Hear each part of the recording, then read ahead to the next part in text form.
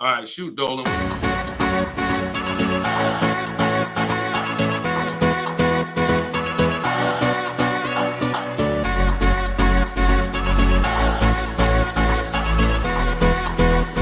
The worst possible thing you could say when you walk into a car dealership. I spent 5 years with Mercedes-Benz, 5 with General Motors, and the worst thing a person could say when they walk in is, if you could just get me to this payment, we got a deal. So your loan's probably still like 19, which means you got to pay to get out. You're upside down. It's called negative equity.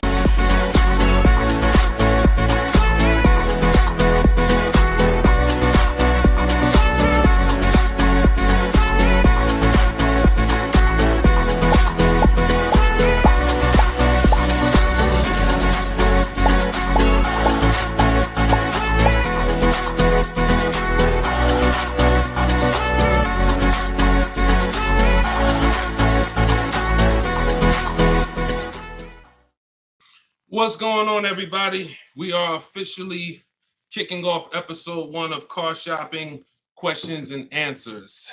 I am your host, Deshone the Auto Advisor. We're going to do this show for about an hour. I'm excited to get really down into the nitty-gritty of showing you how you can buy cars, lease cars, and get below market prices. And if you don't know me, I spent 14 years in the car business, 5 with Mercedes-Benz, 5 with General Motors. And now what we do is we devote our time and our energy into teaching you how to car shop with strategy, how to understand the things that you haven't been taught to understand. So we do rapid fire Q&A. And no matter where you're at, I want you to start typing your questions. We're live on 4 platforms right now. And this whole broadcast is going to be sponsored by my new book. It's a digital book. It's called Cars from Home: 7 Steps to Saving Time, Money, and Avoiding Dealerships. There's a link in every single post, so you can get your copy at 75% off for the next 30 minutes. But while we're here, let's go deep. And everything I'm going to be teaching you is going to be out of my book. And all of your questions are going to be answered in one of our 7 steps. So start typing your questions. I got my man Dolan in the background. I see a lot of people on TikTok, but I don't see the questions coming in on TikTok yet. And TikTok, y'all usually are the ones that send the questions the fastest. So let's get these questions up. And so Dolan can start loading them onto the show and we can get down to business. So Dolan, kick us off when you're ready. 75%. Yes, 75% off is today, SS. That's from YouTube. Yes, you can get it for the next 30 minutes. It's normally $97. But it'll be in your inbox in about 5 minutes at 75% off. So let's go, Dolan. When you're ready, if we've got the first question, let's kick it off. Okay, this one's from YouTube. Hello. Thank you for all your advice. We're looking at the car on Copart, and it was a salvage title. What is your experience with these types of auctions? So I don't get into teaching about salvage titles. I'm going to tell you why. I consider that to be like foreclosures. I'm not telling you that there's anything wrong with these cars. What I am saying is they're like foreclosures in real estate, which means you should be learning from someone who actually lives that life every day, because there are many risks. When a normal person starts entering into a high risk market, the rewards could be high, but also the risks are high. So I would tell you to find someone who's buying salvage titles, buying at auction, and learn from that person. Okay, go ahead, Dolan, shoot the next one up. Okay, this one's from Instagram. I got a lease with Nissan, not looking to go back to Nissan. Should I buy it out and then trade the vehicle in for what I want? This is a great question. First of all, can everybody hit the share button? And if you're on TikTok, can y'all just start tapping the screen and light this up? Because we want to set people free, and it takes all of us to do this. It takes the people who are committed to this mission. You want to save money. You also want your friends to save money. Tag somebody. They'll thank you. So this is a great question. The only time it makes sense financially to buy a lease is when you're keeping it another 8 years. I'm going to tell you why. I'm teaching something called the 8-year rule, because what you guys have to learn is the unseen expense. The unseen expense is depreciation. That's the expense you haven't been taught to see. You haven't been taught to focus on it. It's depreciation. That's the reason why when you buy a car today for $30,000, tomorrow, if you tried to sell it, it's not worth 30,000 anymore. It's worth 25. It's worth 24, whatever. That's depreciation. So when you keep your car long term, your car's value goes down like this. But when you keep it long term, the depreciation starts to level out. When you buy your lease, all you're doing is buying a pre-owned car. That's all you're doing. Yes, it's a lease that you had, but you have to start seeing it as it's just a used car. So you want to ask yourself, should I buy a used car and then turn around and sell it? That's what you're talking about. Now, Coach Mojo, we don't buy leases. What we do is we see if we can sell them for a profit.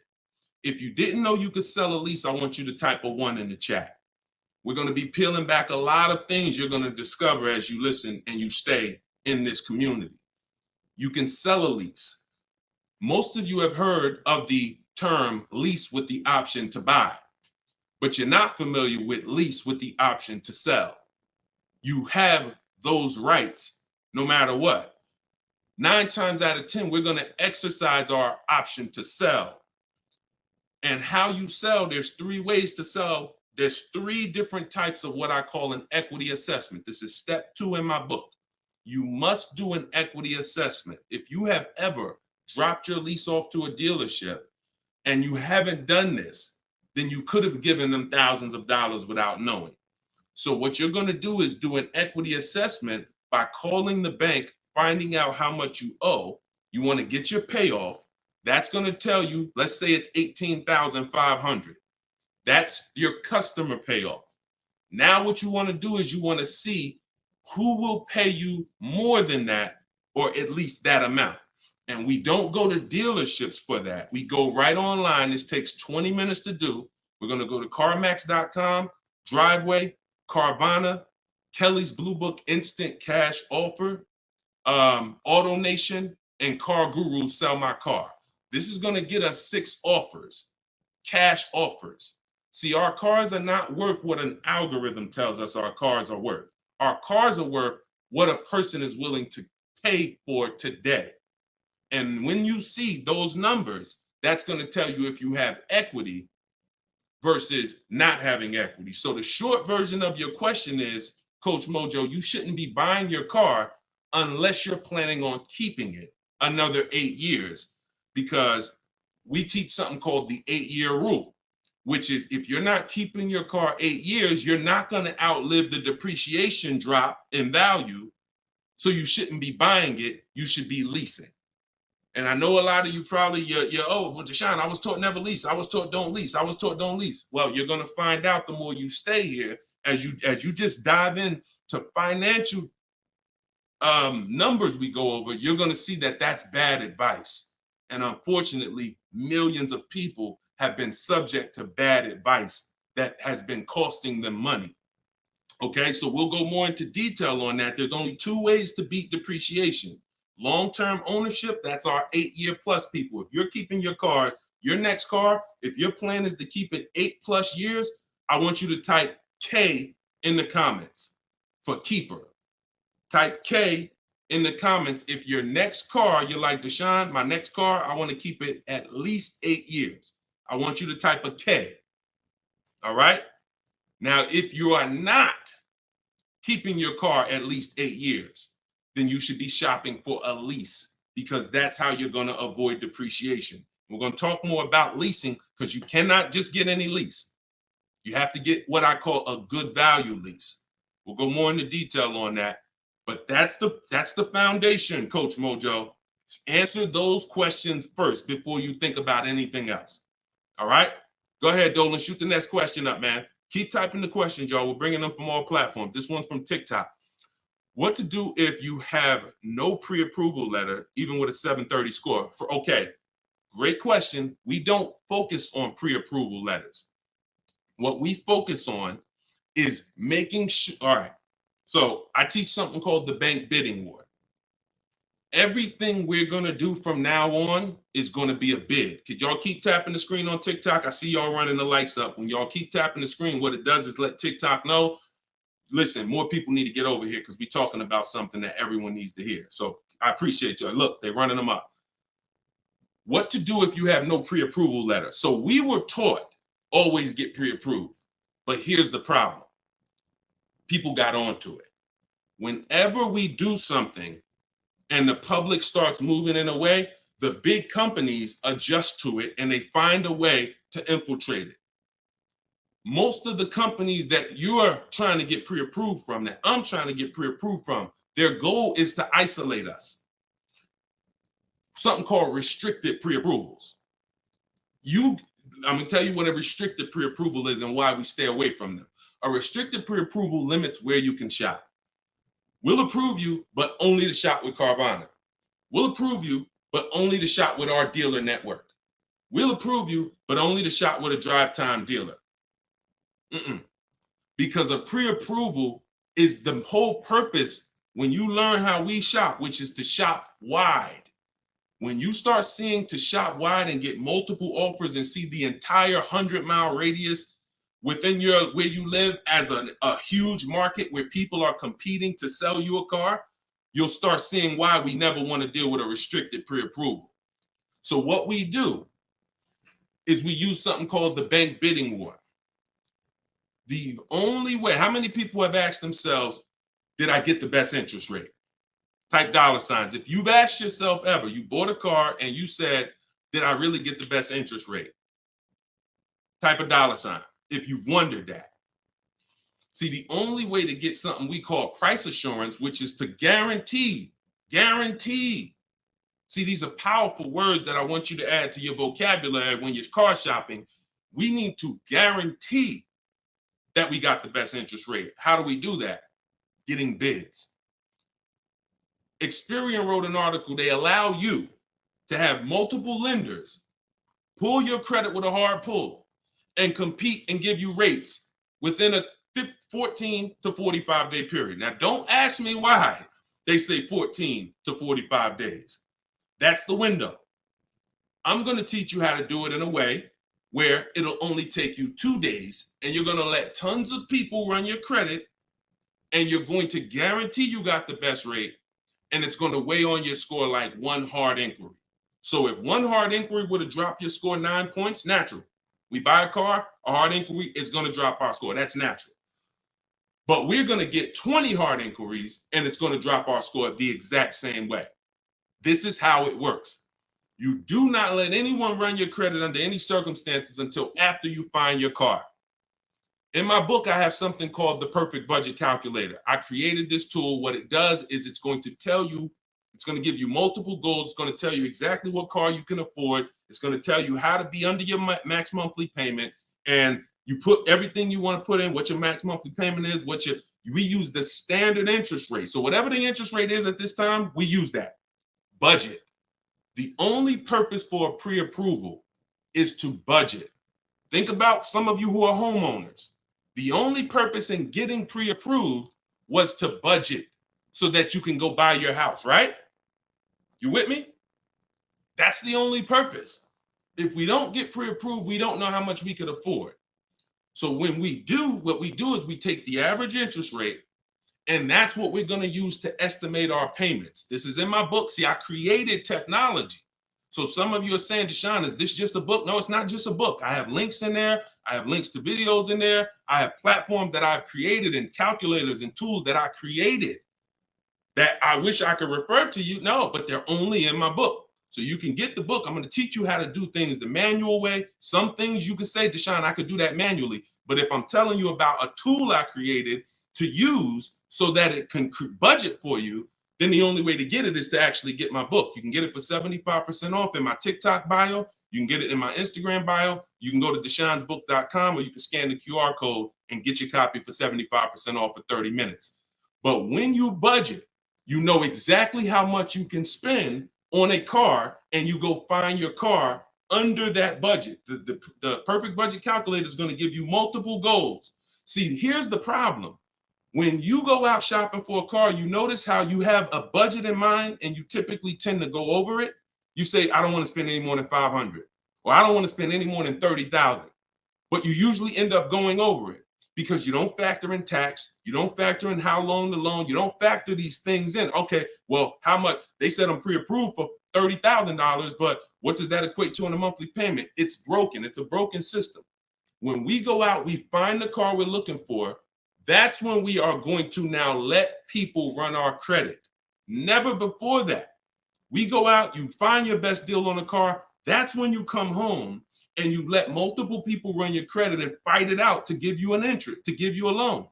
See, because if you let people run your credit before this, now they're going to give you a time limit. So even this is all answering this young lady's question about pre-approvals. The reason why they're garbage is because if it's a hard pull, they're garbage because now they've started that window that I told you about. You got 14 to 45 days and it starts to count down. Now you're trying to rush and find a car. Some of us, it might take us 3 months to find the best deal on our car. If you got a pre-approval and the time is expiring, you're shopping with your back against the wall. Second reason it's garbage is because once they give you a pre-approval, you are now tied to them and you don't have the opportunity to bid, and it's just garbage. So do what I'm telling you to do. When you find your car, that's when you're going to come home and you are going to now let people run your credit, and then you are going to let the dealer see if they can beat it. See, this is a must. I know you may have been taught, I don't let that dealer run my credit. No, make them compete. The bad part is when the dealer is trying to give you an interest rate when you have no offer. That's bad. But when you have an offer, that's when he's trying to beat it. And that's a very different thing. You tell him, hey, I got 7.2 from whatever bank. That's the best offer I got. Okay. Now that dealer goes to work with their 7 to 12 bank. Hey, listen, can we beat this? And when he calls you, he's going to tell you one or two things. Hey, good news. I was able to beat that interest rate. In which case, you what? Guarantee you got the lowest interest rate. Or he's going to say, listen, I tried my best. I talked to every bank I got. Nobody could beat that rate. In which case, what? You still what? Guarantee you got the best interest rate. So the only way we're going to be able to do that is with bids. We're going to stop negotiating. We're going to start making people bid. That's what we're all about here. Go ahead, Dolan. Shoot the next one up. I'm going to try to get through these. I'm going to try to give. See, I can't do short answers to some questions. Okay, hold on. Yeah, hold on. Link to 75% off is not working. Are y'all able to click it on TikTok? Let me know on TikTok if y'all are able to access the 75% off. Okay, this one's from YouTube. My credit score is between 500 and 600. Can I still get a nice car? Great question. You should be focused on getting a great car, and you should be, all right. My credit score is between 500 and 600. Can I still get a nice car? Under no circumstances do you ever want to compromise on the car. Follow me. You are going to focus on getting a great car, knowing I'm probably going to pay more in interest. Paying more in interest is not bad considering your situation. Here's why. That can be fixed. Refinance, that can be fixed. But if you get a bad car, that cannot be fixed. So we have resources. I use a company. I refer people to LendBuzz. LendBuzz will work with people who have challenged credit. But here's what you got to know. You can't let them dictate how you're going to shop.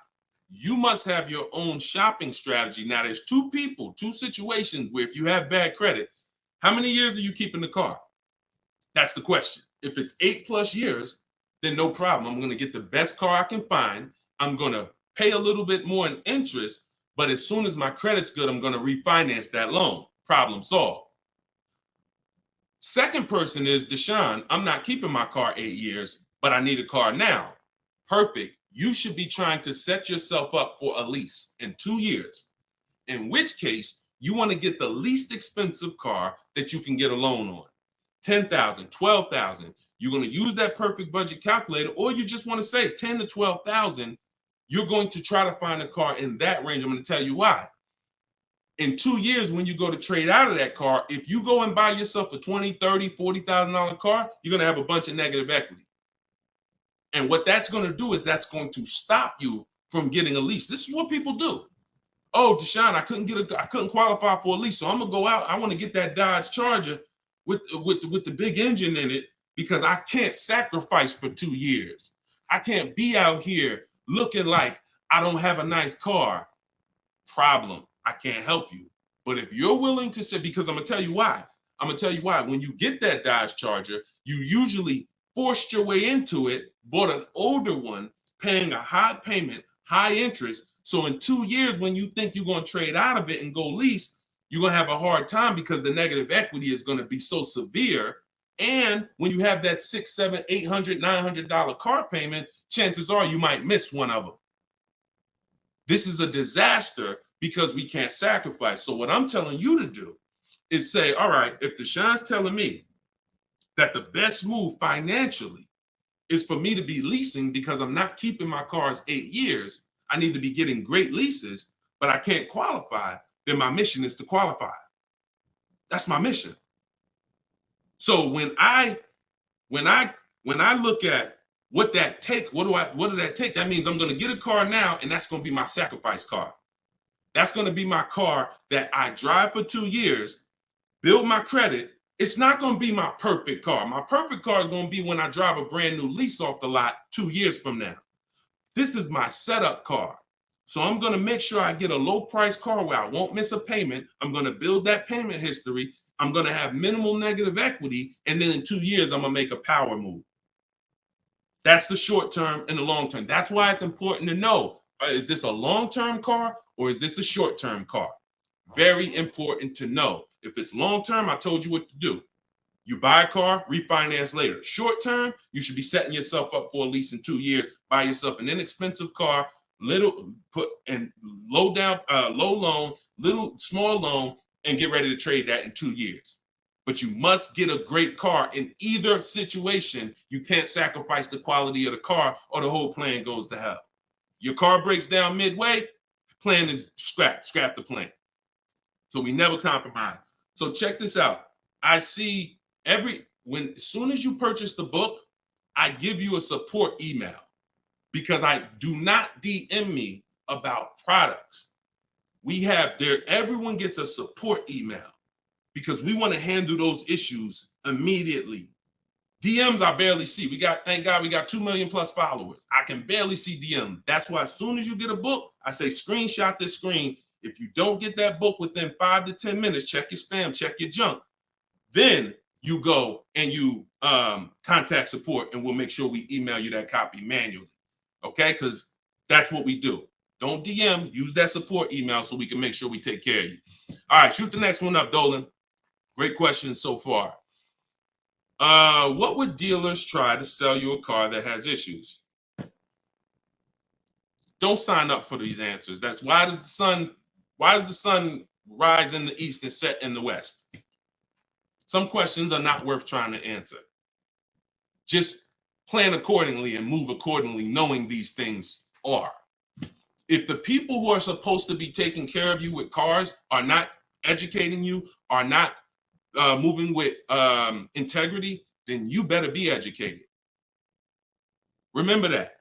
If the people who are supposed to be taking care of your money, when you come to buy a car, lease a car, that's a $10,000 to $100,000 transaction, some of you.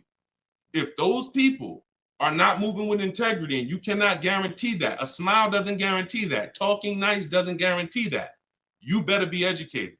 And the people who are going to move like the way we're going to move, the way you're going to move if you're listening to this, the way you're going to move if you have my strategies in my book, the way you're going to move when you learn how to car shop online and make people bid, you're going to be educated where no one can take advantage of you. You're empowered. You're the one in control. You're the prize. You're the one people are competing with to earn their business. And that's what I want for you. All right, go ahead, Dolan, shoot the next one up. This one's from Facebook. I'm about to begin the process of buying a car from a dealership. They're offering me a lowered payment if I go with one of their lenders. Are there any ways to save on this deal? So have you gotten bids? See, look, you were programmed to be loyal to dealers. I'm from the industry. I was in the industry for 14 years. I'm teaching people all around the country. We have over 8, close to 8,000 customers that have used our stuff and used our products since 2021. We have data from all around the country. There is absolutely no way that you're going to get your best deal ever focusing on one dealer. That would be like you going into a supermarket and say, hey, no matter what the price of this item is, I'm only buying it from this brand. Or you saying, oh, I'm gonna buy a TV. No matter what I don't care, I'm just gonna walk into Walmart and whatever the best price on the TV is that I see, I'm just gonna take that. I'm not gonna look online, I'm not gonna look on Amazon, I'm not gonna look on Best Buy. I'm just gonna walk into one store committed to try to get a deal with that store. That's the same thing you're doing. Could y'all keep running the likes up on TikTok, keep tapping the screen? You're getting value out of this, I appreciate it. We don't do that anymore. That is a recipe. And look, I'm gonna tell you something, and I hope you don't take offense to it. Our grandparents shopped like that. In what way in 2024, 2025, almost 20 years, 30 years after the internet's being invented, you're still shopping like our grandparents shopped? Does that make sense? It makes sense when you're like, yeah, Deshone, that's what I'm doing. But it doesn't make sense in the grand scheme of why am I doing this? It's because that's what you were taught to do. That's why I represent unlearn, relearn. You can't win with what I teach unless you're willing to scrap all that bad knowledge. We don't buy from one dealer. 3 transactions that people have been, I'm gonna break this down real quick in literally a second so y'all understand. There's 3 transactions that you've been taught to give to car dealers. 3. Buying your car from them is one transaction. Who you get your loan from is another transaction. Who you sell your old car to is a 3rd transaction. And many of you have been taught to give the dealer all 3. Meanwhile, there are people who only want to give you a loan. They don't sell cars. They want to compete for your loan. There's other people who want to buy your old car. They don't sell cars. They want to buy your old car. Y'all get what I'm saying? Type a Y for yes, if you're understanding that you have to start breaking these transactions into their own transactions. You can't maximize and guarantee you're getting your best deal mixing 3 transactions or 2 transactions into one. You can't do it. We're breaking them up. And now once we break them up, how do we guarantee we get the best offer in each one? Bids. So you understand? So what we're doing is we need to see our old car, our old lease, our old car that we have that we're replacing. Who I'm going to sell that car to is one transaction. And whoever's going to win the bid gets the car. Who I'm going to get my loan from, that's another transaction. And whoever wins the bid gets my loan. Who I'm going to buy my car from, that's another transaction. And who's going to win the bid gets the car, gets to sell me the car. And we do this in 60 minutes. See, what you're going to see, watch this. Let me show you Frina. Frina just picked up her Jeep last week. Look at the deal she got. This is why you're never going to get these deals walking in the dealers. You're never going to be able to guarantee your best deal walking in the dealers. You're going to sit at home and be in control. Look at Frina's deal. She said, look, I'm a proud graduate. Cars from Home that's our video library. And, like I said, I coach people all around the country. She said, I picked up this baby yesterday. Look at the date. 2024 Jeep Grand Cherokee Anniversary Edition. Followed the program, used all the scripts. I have scripts in my book. I have scripts that we don't talk. Because if you have to talk, you run the risk of messing something up. No offense. I'd rather you type. If you'd rather type than talk, type a 1. So contacted the dealers, sealed the deal, $579 a month. Look at the MSRP on this car. She got a hybrid one, $65,000 vehicle, almost 66. Her best deal, who won the bid, was a 0.88% lease. That is unheard of in the world. See, I teach something called the 1.5% rule for knowing when you're paying too much for a lease. The 1% rule has been around since way before I even got in the car business. If you could lease a car for 1% of the MSRP, no money down, no money out of pocket, you stole the car. This is 0.88%.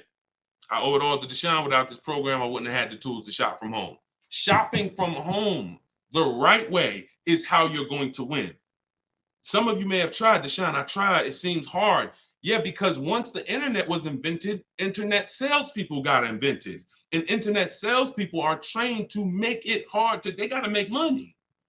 And what they're going to do is they're going to make it hard for you to get a deal done because half the time you don't even know the information you need to give them to get a quote. Hey, I got to give you where I work at. See if I qualify for any rebates. I got to tell you what cars are in my household. See if I qualify for any rebates. I got to tell you, what affiliations I have. I got to tell you what my date is. I have something called a no later than date. What's my deadline? Hey, I could buy a car, Deshone. I don't need a car for about 3 months. Should I start shopping now? Yes, you should. Because if you get in the market now and you can buy a car today, but you don't need it for 3 months, that's called leverage. See, most people walking in the dealers, they're like, hey, I need a car this week. I need a car today. That means the car that's coming 6 weeks from now, they can't benefit from that. You can. But you got to learn how to give this information. And this is why when you try to shop online, you have a hard time because you don't know. You're defensive and you're like, I'm not giving a dealer what they need, but I'm also not staying in a position where I don't give them too much information where they can use it against me. So that's what we'll learn. Everything I'm teaching you is, if I can boil it down to a couple simple things, mastering the science of shopping from home. That's why my book is called Cars from Home, 7 Steps to Saving Time, Money, and Avoiding Dealerships, and making people bid for your business. We can sum that. Once you master those 2 things, you're going to save more money in 60 minutes than you ever saved going into dealers 2, 3, 4 times, spending hours in there. And you're going to have price assurance, which is guaranteeing that you couldn't have saved any more money. That's what Freenet has. That's what I want you to have. Go ahead, Dolan. Shoot the next one up, brother. Keep typing your questions, y'all. We're bringing them in from all platforms. Let me bring Freenet's pick down. All right, perfect. Shoot the next one up. All right, I'm trying to fly through these, y'all, but I can't give short answers. You get what I'm saying? I got to give you the full answer. Can you get a great deal on the lease vehicles on a Range Rover? Okay, great question. You can't control the lease program. The lease program is what's going to dictate when the dealer wins the bid. Let's say a dealer, I always teach, when you start getting bids on a lease you should see about at least a $3,000 to $5,000 difference from your best offer to your worst offer. Now, sometimes it's more drastic than that. You're doing it, you'll see a $7,000 difference from your best offer to your worst offer, but you need to see a spread. I'm going to tell you why. 80% of dealers are overpriced. So when you start getting offers, if you don't get enough offers to where you see that spread, you haven't gotten enough offers. I teach you need to get at least 5. In my book, I have something called the 25 to 5 strategy. So once the whole purpose of a bid is to find the dealer that's willing to discount the car and sell the car lower than all their competitors. And if there's any rebates, to disclose them to you. That's only going to come through bids because you don't know who you're dealing with. An 80% dealer is not going to tell you all the rebates. An 80% dealer will tell you, okay, yeah, there's no rebates, but there actually is. 80% dealer is going to say, all right, yeah, there's $1,000 rebate. Hey, but there's actually $2,500. So you can't depend on an 80% dealer. You have to get multiple offers and reveal who the actual dealers are who is going to win the bid. Now, once that happens on a lease, the lease program is in the background. And if the lease program is trash, then you're going to be over 1.5%. And over 1.5% means the payment you're paying when it's more than 1.5% of the MSRP. That means you're paying too much for a car you're giving back. See, I was concerned to start making lease videos because I knew when people started finding out how good leasing was, they were going to just go into dealers and say, hey, work me up a lease. Problem with that is, if you don't know how to get a great lease, you're going to get a bad lease, sign up for it, and it's still going to be better than your history of purchasing. So you're going to think you won, but you left thousands of dollars on the table. So I don't want to teach you about going after leases until you learn how to get multiple offers so you can reveal the best deals. But what we do is we always with leases have 3 options because we can't control the lease program.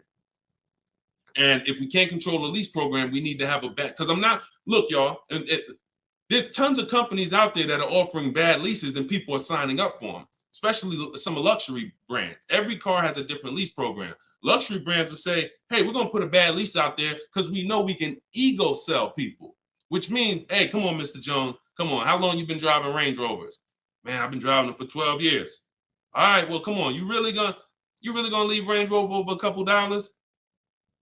Yeah, but I mean, the lease seems kind of high. It seems like, I'd be better off buying the car. No. If you don't know that, they're going to ego sell you. So until people stop signing these bad leases, we are not going to get to the point where some of these banks say, all right, we got to stop with the bad lease deals. Now, conversely, opposite end, there's phenomenal lease deals out there. Like Yusufrina. I'll show you a couple more before we jump off the show. So it's harder to get a great lease deal because there's a lease program. It's easy to get a car if you're buying brand new through bids. Easy to save thousands of dollars. But we can't dictate the lease program. And we're not going to sign it. I will never say to you, sign a bad lease. Dealer will tell you, oh, look, I'm beating all my competition. Phil, man, look, I'm saving you like $6,000. Man, I wish I could lower the payment, but the lease program's not good. That's okay. That's why it only takes us 60 minutes to get these quotes. We don't want to spend hours to find out it's a bad lease program. We pick a car, we get our bids. Within 2 days, we're going to know if it's a bad lease program, in which case we move to our Plan B vehicle. Okay? So everything I'm teaching is out of my new book. It's called Cars from Home. It's a digital book. It's called Cars from Home, 7 Steps to Saving Time, Money, and Avoiding Dealerships.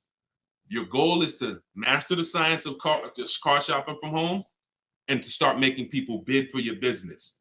All right, that's everything it's going to show you in 7 steps, and you can get it for 75% off in my TikTok bio, or you can get it in my Instagram bio, or you can get it in my you can go to deshonsbook.com or scan the QR code. Go ahead, Dolan, shoot the next one up.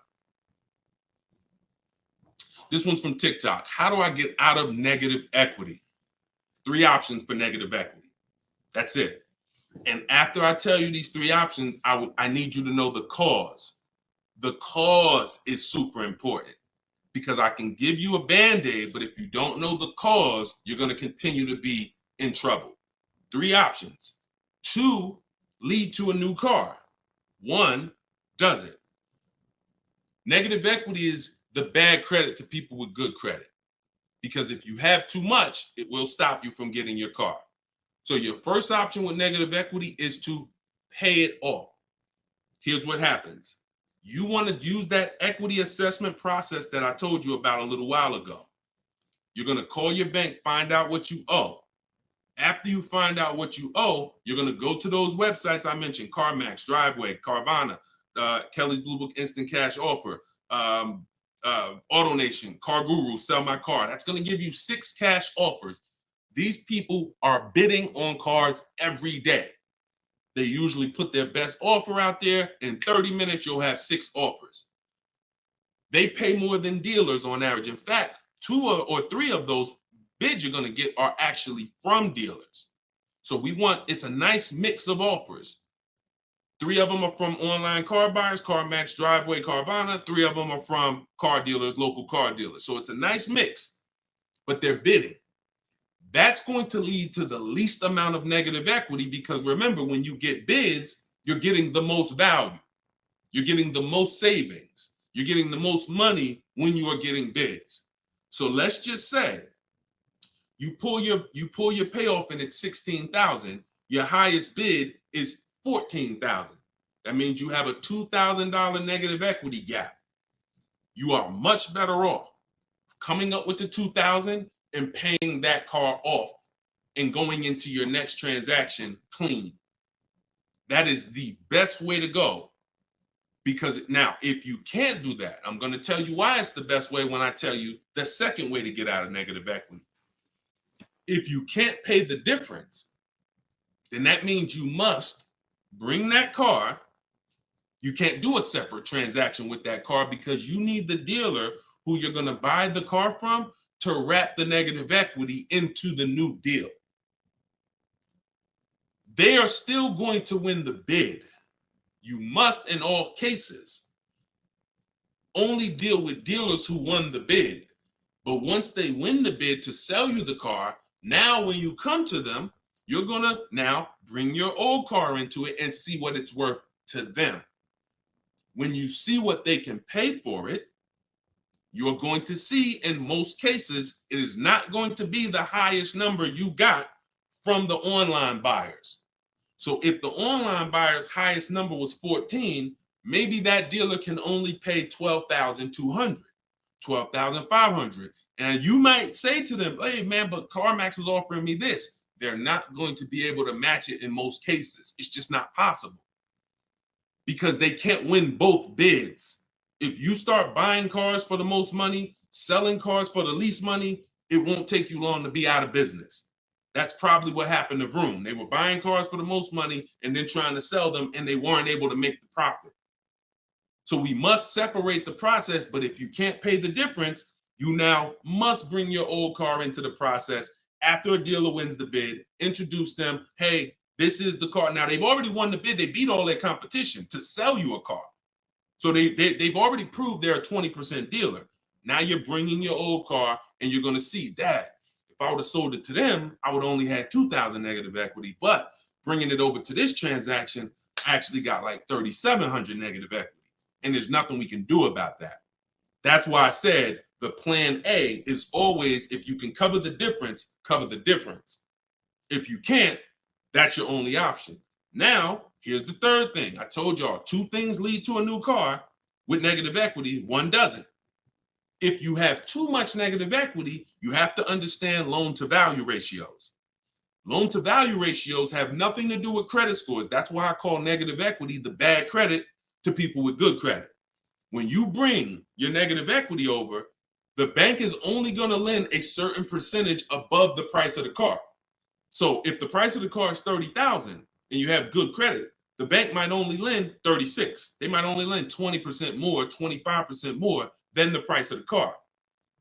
So if you're coming over and you're trying to do a no money down deal, which is what we do, we shop with no money down. If we can make no money down deals and we can get the car payment to where we want, if we can get the whole deal to where we want with no money, that's what we do. It's different when interest rates are higher. We typically put more money down to avoid paying more high interest. But when it comes to us shopping, we always shop with no money down. So if you're trying to do a no money down deal and you are trying to bring all this negative equity over and trying to not just finance the price of the car, but the tax, the fees, and negative equity, you run the risk of blowing out the loan to value ratios, in which case you're not going to be approved. You could have a 900 credit score. They're going to tell you you got to put money down because you can't finance all that negative equity. So it depends on how much. And if that's too high and you can't put down money to actually make a difference, then you're going to need to stay and pay down that car for a couple more months or even maybe a couple more years to lower the amount of negative equity.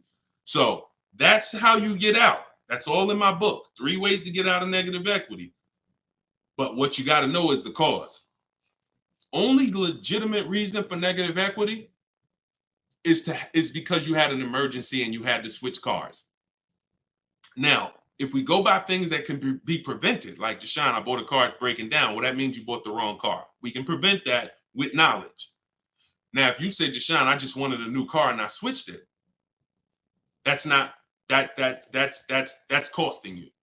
And because you don't understand leasing, see, 90% of the time, 10% we give to emergencies. Deshone, man, I had a sedan, then I had twins, I had triplets. I need to get an SUV. I got to switch the car. Understood. Legitimate reason. Switch the car, stay in it long term, pay off, and keep the car. But 90% of the time is you don't understand leasing. And you buy your cars, you take out 5, 6, even God forbid, 7-year loans. You switch these cars in 3 years, 4 years, you always have negative equity and you're overpaying by thousands of dollars. That's the cause. That is the cause. I've been doing this since 2006. The reason for most people, most of your negative equity is because you haven't learned the lease yet and you're buying cars, but you're a short-term person. All right? And the more you stick around here, the more you'll understand why that's a mistake. If you get my book, you'll understand, oh, I've been doing this wrong. I was taught this. I don't blame you. You were taught that. But when you learn, when you do better, when you know better, you do better. And that is my goal, is to make sure you know better.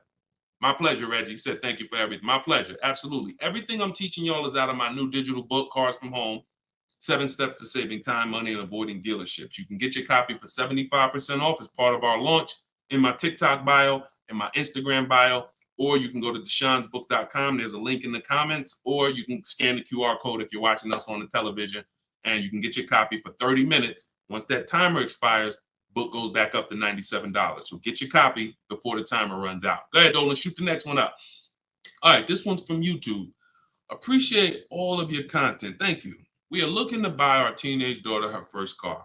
Is there any downside to purchasing outside of a name franchise dealer? No, if you do your due diligence, because there's 100,000 plus used car dealers in the country. Let's assume 80% of them are trash. As long as you are sorting, when we shop for used cars, and you want to ask yourself the eight-year rule question. If you're not keeping this car, if you don't think your daughter's keeping this car 8 years, then you should be shopping for a lease for her. Now, if you say the only difference, there is one exception to the 8-year rule for those of you who are buying inexpensive used cars. $10,000 used cars, $7,000 used cars, that's different. That's different. I call these smart cars, not the little smart cars. It stands for saving money at the right time. So if you're buying these cars, my brother does this. He buys pre-owned cars. He gets them $10,000, $7,000, $5,000, and he drives them. He pays very little money. Sometimes he sells them and makes a little money. That's different. But the mainstream cars, if you're not keeping them 8 years, $15,000, $20,000 used cars that you're buying, you're going to see the 8-year rule is the gospel. You should be buying cars if you're keeping longer than 8 years. You should be shopping for aggressive leases if you're not keeping 8 years. So let's assume you're going to keep this car 8 years. When we are buying from used car dealers, y'all, we are absolutely shopping 100-mile radius, at least. That's usually where we start. And then we're going to search, and we're going to narrow down based on title history, based on service records, based on accident history. And then we need to verify that the price that they advertise online is legit, because there is something going on right now. It's been happening for a few years. They know you're looking for online prices. So what they do is they put a price online that they don't intend to honor. So the first thing, so we narrow it down based on those things. And when we get to this final step where we got our top 3, top 5 choices, we need to see who's going to do bogus fees, who's going to try to hit us with bogus fees, in which case we eliminate them. And then we narrow it down to the best one. And we need to pull the original. Listen, who's going to be buying a used car? I want you to type a U. If your next car you're keeping for more than 8 years is going to be a used car, type a U in the comment. In the comment section. Or if you've purchased a used car in the past, type a U in the comment. Type a U in the comment. Okay. So, man, I see you. Felicia, I see you. Miss Bambi, I see you. Reginald, I see you. Okay. So we got a lot of people. Okay. All right. We got a lot of people who are going to be buying a used car or have bought a used car in the past. What I just told y'all is how we're going to get a quality used car. Plus, I do something. Step 4 in my process is we have to do a longevity check. Some of these cars have data that shows they don't last more than 80,000 miles before the transmission goes out. If you don't know that, then there's nothing you can do but be surprised when the transmission goes out at 78,000 miles. So we always want to do a longevity check on Google. We search these things. But the other way, what I just told y'all is how we make sure we're getting a quality car. Accident, title history, service records, accident history. But when it comes to now the value, Deshone, how do I make sure I'm actually getting a great price? How do I make sure that the car I'm buying is the best price in the market? We need to know the original price of the car. We need to know what the car was brand new. Because what you've been taught is to focus on what the website tells you. Is this a good deal? Great deal, below market. Because websites, their job is to be accountable to the people paying them. And if they were telling you that this car that you're looking at for $30,000 was originally $38,000, and it's actually only being discounted $8,000 from when it was brand new. If they were telling you that, then no one would be buying those cars, in which case no one would be paying them to list their cars on those websites. So they're not accountable to you or me. They're accountable to who pays them. So we find out through the window sticker what the original price was. Carfax has agreements with some brands where they will actually give you the original window sticker, but we must get the original window sticker. And when we get the original window sticker, that's going to tell us the discount with something I call the true value percentage. We created this. The true value percentage is the discount from the price when it was new. And that's all that matters when you end up choosing a car. Give you an example as we wrap this question up. If you're looking at three Honda Pilots. You've narrowed it down to 3 Honda Pilots. They're all within $1,000, $1,500 of each other. One's $30,000, one's $30,500, one's $31,000. Similar mileage, similar title history, similar everything. We get stuck right there. We don't get stuck when we get the original window sticker and we see that one of those Honda Pilots brand new was $45,000. One of them brand new was $49,000. One of them brand new was $53,000. You see how immediately access to that information separated the value? They all look similar. Type dollar signs if you got that revelation. If you understand that just that bit of information. I'm looking at 3 cars, they all look similar. Dag, they all look good, similar mileage, similar price on these websites. Which one do I pick? Man, I'm stuck. Knowing the original price, one's 46, one's 49, one's 53. The one that's 53 immediately becomes way more valuable than the other 2. That's what we're talking about. See, it's my job and my mission is to show you how to car shop online, show you how to master the science of car shopping online, show you how to make people bid for your business, and to show you where the hidden money is that you have not been trained to see. Everything I'm teaching is in my book. I don't hold back on these lives. You guys can tell. But if you're like Deshone, I want all this information in one place. I want to be able to use this as my car shopping Bible for the rest of my life. Digital book, Cars from Home, 7 Steps to Saving Time, Money, and Avoiding Dealership is in avoiding dealerships in my TikTok bio, in my Instagram bio, and it's 75% off as part of our launch. Get your copy, use it, and win. All right, let's go, Dolan. Shoot the next one in. Great questions today. Let's go. Keep typing them, y'all. We're going to try to get through as many as possible. How many miles can you drive a leased vehicle? Great question. Many of you were taught that you have to take what they give you. Or some of you were taught they only do 10,000 miles a year on a lease. All of that was bad information. You pick the mileage on your lease, and there are leases that go up to 30,000 miles. Now, some of you might say, well, who drives 30,000 miles a year? Who drives 25,000 miles a year? If you drive 25 or 30,000 miles a year, type HM in the comments for high mileage. So when you think about that depreciation curve that I told you about, your car's value normally, if you're a normal driver, your car's value goes down like this. If you're a high mileage driver, your car's value goes down like this. And so the mission is always to avoid the unseen. This is the unseen expense. I want you to always keep this in mind, because as long as you keep this in mind, buying versus leasing is going to be paramount to you, because you want to avoid this. If you're buying cars 2, 3, 4, 5 years, switching them out, you're switching them out when they're losing the most value.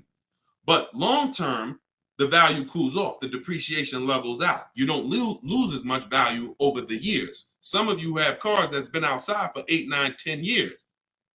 That car is going to be worth about the same amount it's worth today, a year from now.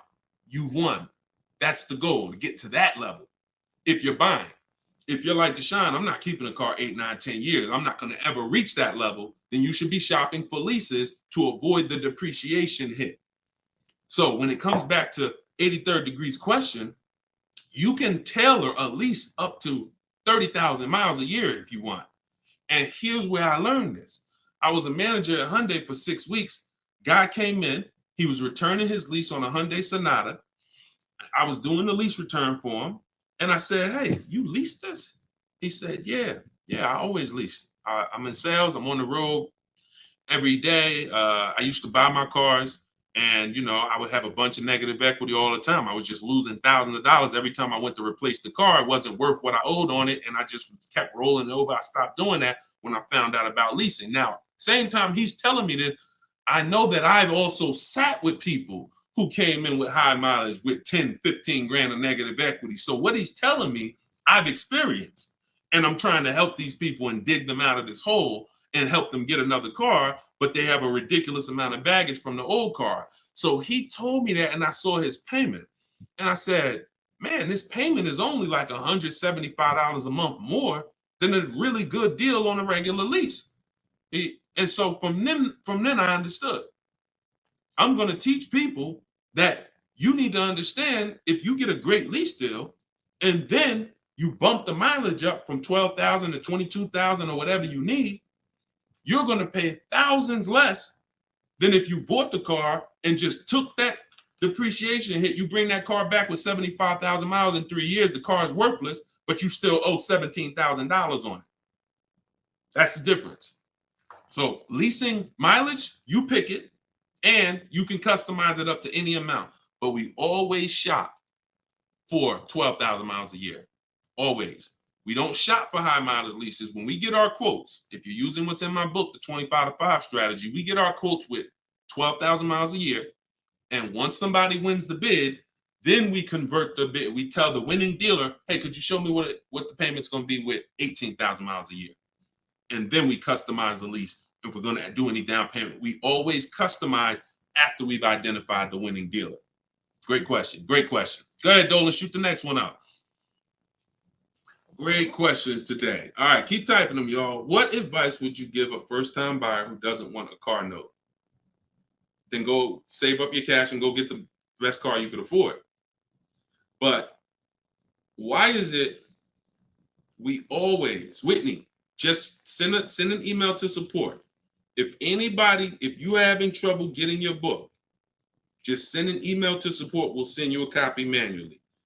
Oftentimes it's a little one letter is different in the email. So that's why as soon as you purchase, I always give you that support email so that we can make sure you get your book. Okay? But what advice would you give to a first-time buyer who doesn't want a car note? Save up your money, get the best car you can afford. But here's what I want to ask you. Why is it that the only time we want to avoid a monthly payment is with a car?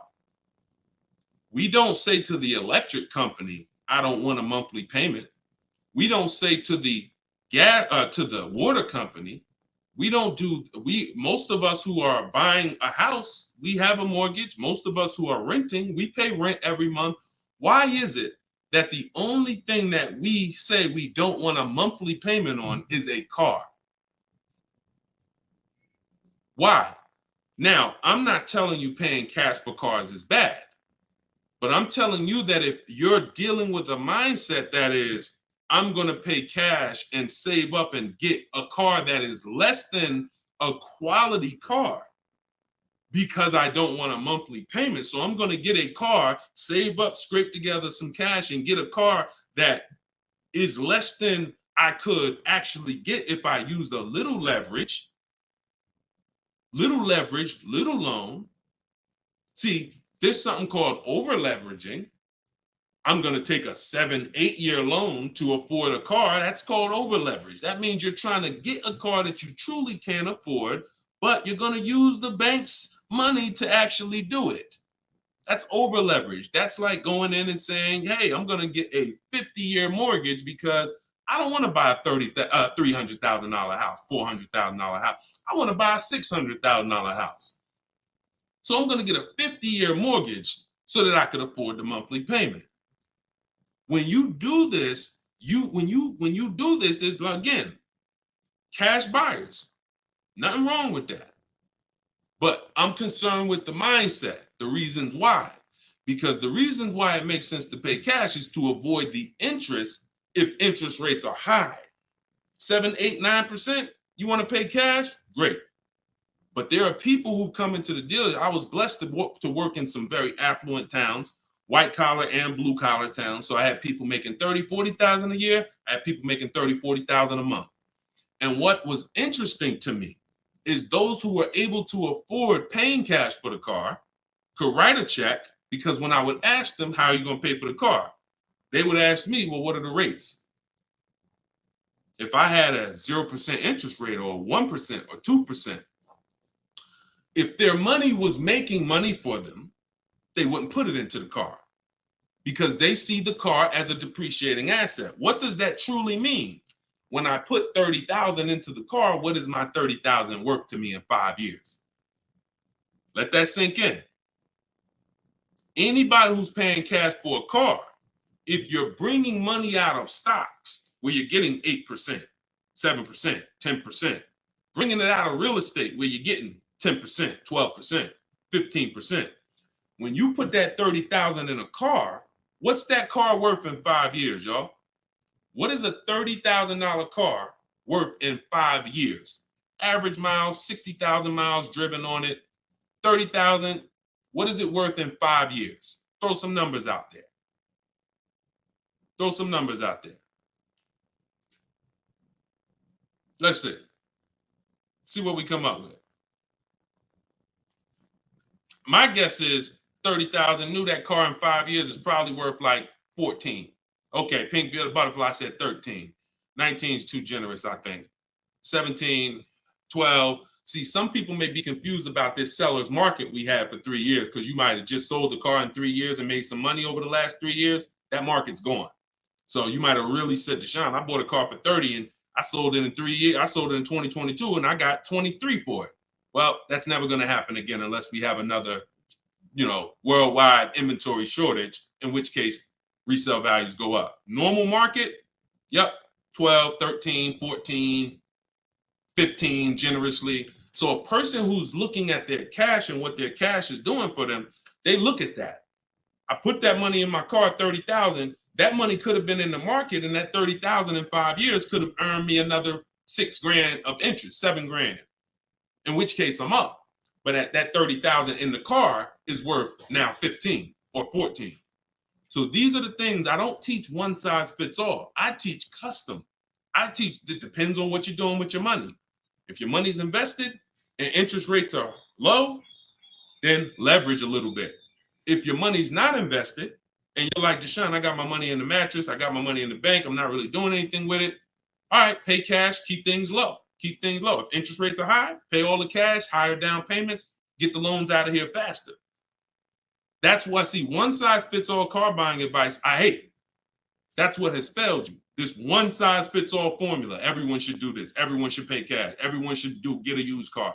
That one size fits all, no one should lease. One size fits all formula fails every time because it doesn't take into account real finance. All right, go ahead. Great question. Go ahead, Dolan. See, and I'll answer the question and then go into a little spin-off answer. All right, this one's from Instagram. If I want to keep my car for 8 years, should I finance the car? Absolutely. The goal is to get the best car and the best value. So if you can't pay cash and you say, I want to get a better car, what I teach is when you start budgeting, you are going to now see, can I get a new car or is my budget for a used car? The goal is to get everything you need. And really, if you could get everything you want, even better. What's the difference, Deshone? Well, needs is I gotta have 3 rows because I got 4 kids. Needs is I need a car that has enough power to get me on the highway because I'm on the highway a lot and I can't have an underpowered car. That's a need. A want is I want the leather, I want the big sunroof. So you must get all your needs at all times. You cannot sacrifice needs. I want y'all to put these 2 things into very important buckets, needs and wants. Needs and wants is the goal. Once the budget gets compromised, once you get out there, if you see I can't get the car I want with everything I need, everything I want, the wants have to scale back. The wants have to scale back, not the needs. I had a woman walk in the Mercedes when I was there. And she was like, hey, I want the big truck because I got kids. I need the 3 rows. And once we worked out the deal and the numbers, she saw the numbers and she was like, oh, that's above my budget. But what about the 2-row one? What about the smaller one?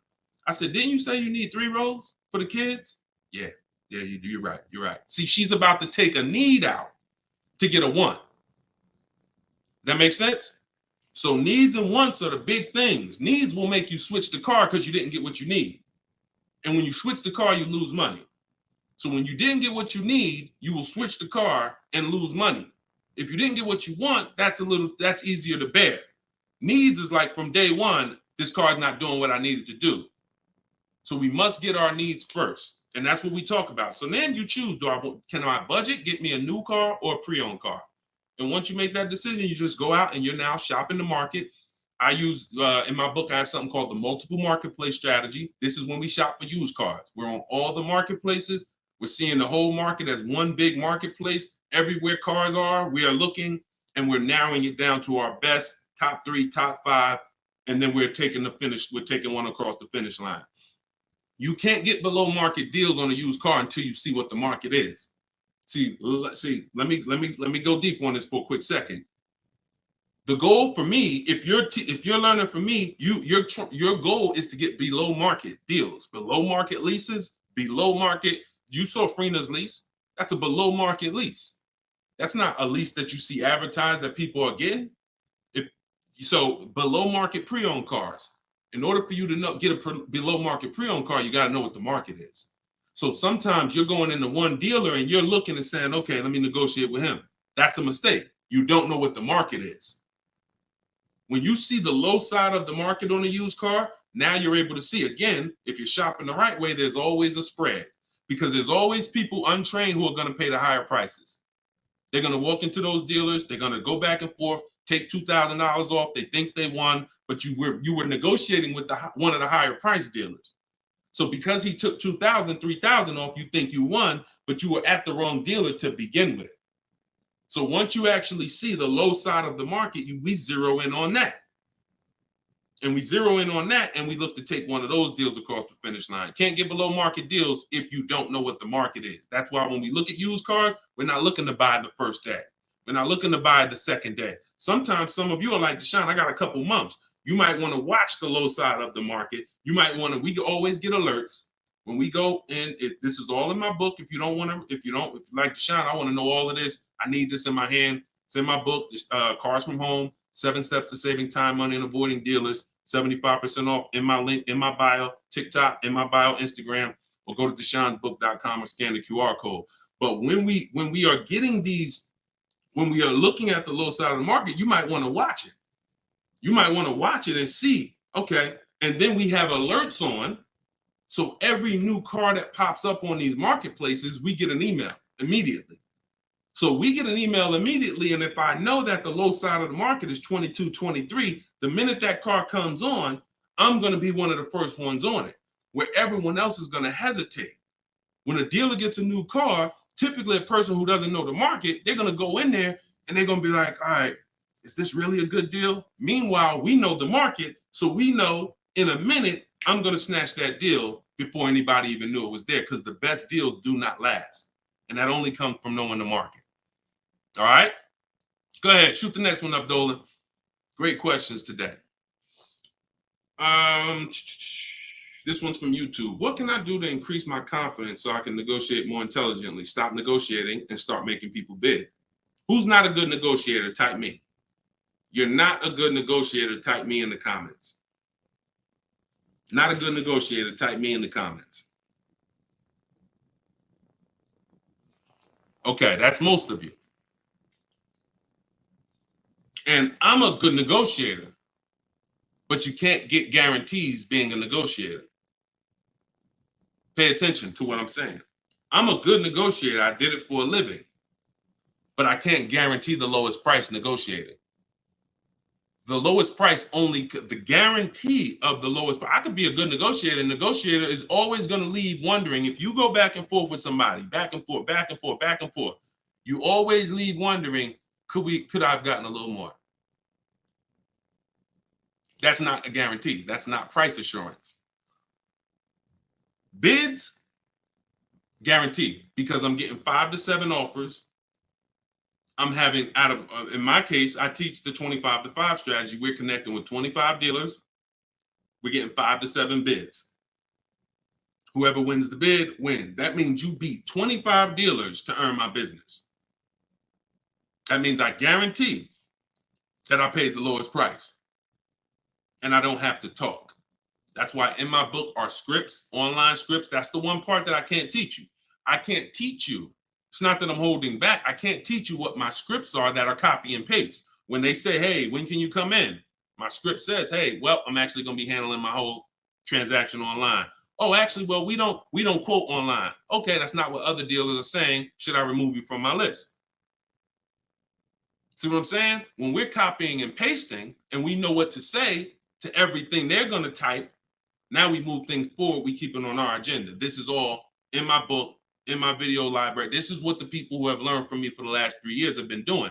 That's why you see people like Frina. That's why you see people like Pierre, got himself. He came in, got a 22 CX5. Very big thanks to Deshone the Auto Advisor, educating and empowering me to control the entire purchasing process. The perfect budget calculator really helped me figure out what I could realistically afford. With the true value percentage, we talked about that earlier in the show. Everyone purchasing a used car, true value percentage is what we use to make sure we win, price-wise. I spotted the best deal, 6 similar listings, saved over 20% off the original MSRP. I also shop for my own financing. See how we break these transactions down? You see how he's breaking the transactions down? That's how we get bids in each category. Also, I shop for my own financing, got the dealer bank to match it. See? So we're not doing the shop for my own. Oh, I'm not going to let that dealer run my credit. He knows the bank bidding war. The bank bidding war is all these people are going to bid. So I guarantee I got the best price on my used car I bought. I guarantee I got the best loan because the dealer couldn't beat it, but they were able to match it, which means it saved me the time. I didn't have to go through that. And the dealer, see, we guarantee. That's what I want for y'all. And the icing on the cake, learning about bogus fees and walking away from dealers not willing to remove them. Now, the walking away, he's talking about not physically. He's talking about next, not physically, because we're home. We're not going into dealers walking away. Some of you say, Deshone, if I don't get a good deal, I just walk away. That means somebody wasted your time. And when you walk away, you still need a car. So you're not hurting the dealer when you walk away. Someone's going to buy that car, even if it's overpriced, and they're going to look at you and say, well, you still need a car, so it's really your loss. When you learn to do this while you're in your living room, you'll understand I don't need to walk away ever because I'm in control. No one's going to waste my time. And this only comes from mastering the science of shopping from home. That's why my new digital book is called Cars from Home, 7 Steps to Saving Time, Money, and Avoiding Dealerships. Go get your copy for 75% off. Use it. Everything is in there, from high mileage driving strategies to leasing to giving you a video to help you understand leasing. Some of you are like, Deshone, I was taught all my life never to lease. If that's you, type me. What you're going to see is I link you to a video from the Cars from Home library where I actually break down for you leasing versus buying. So by the numbers, so you can understand. Some of you that's what it's going to take. You've been programmed so bad about leasing. You need to see it by the numbers to understand that this is costing me money, not understanding this. So that's in there. Purchasing, high mileage driving strategies, links for people with bad credit, and how you're going to get your cars even with bad credit. It's all in there. Get your copy for 75% off for the next 30 minutes. Once the timer expires, it goes back to $97. And win. Use it and win. Listen, we're an hour and 15 minutes in. We want to keep these broadcasts, these episodes. It's episode 1. If you are subscribed to my email list, you'll know when we're live. You'll know when we'll be doing these shows, and you can hop on with us. We want to do, because you see all the questions. The only way I could get through all the questions is by giving y'all little short, little one-word answers. What is that going to really do for you? So yeah, we might only get through 15, 18 questions because I'm giving you the thorough answer. And when you see that a car is the second most expensive purchase behind a house, you'll appreciate the thorough answer. No one's going to buy a house and ask about financial literacy and expect a one-word answer. So we shouldn't do it with cars. We're going to buy more cars than houses. So get your book, y'all. We will be back. We'll be back for another episode very soon. If you're on my email list, you'll know. And I appreciate everybody for tapping in. This is episode 1. We got a lot more coming, and we're going to keep dropping these jewels. Keep unlearning, keep relearning. For the people that got the book, thank you. And for the people who continue to help share this message, appreciate you. We'll see you on the next one.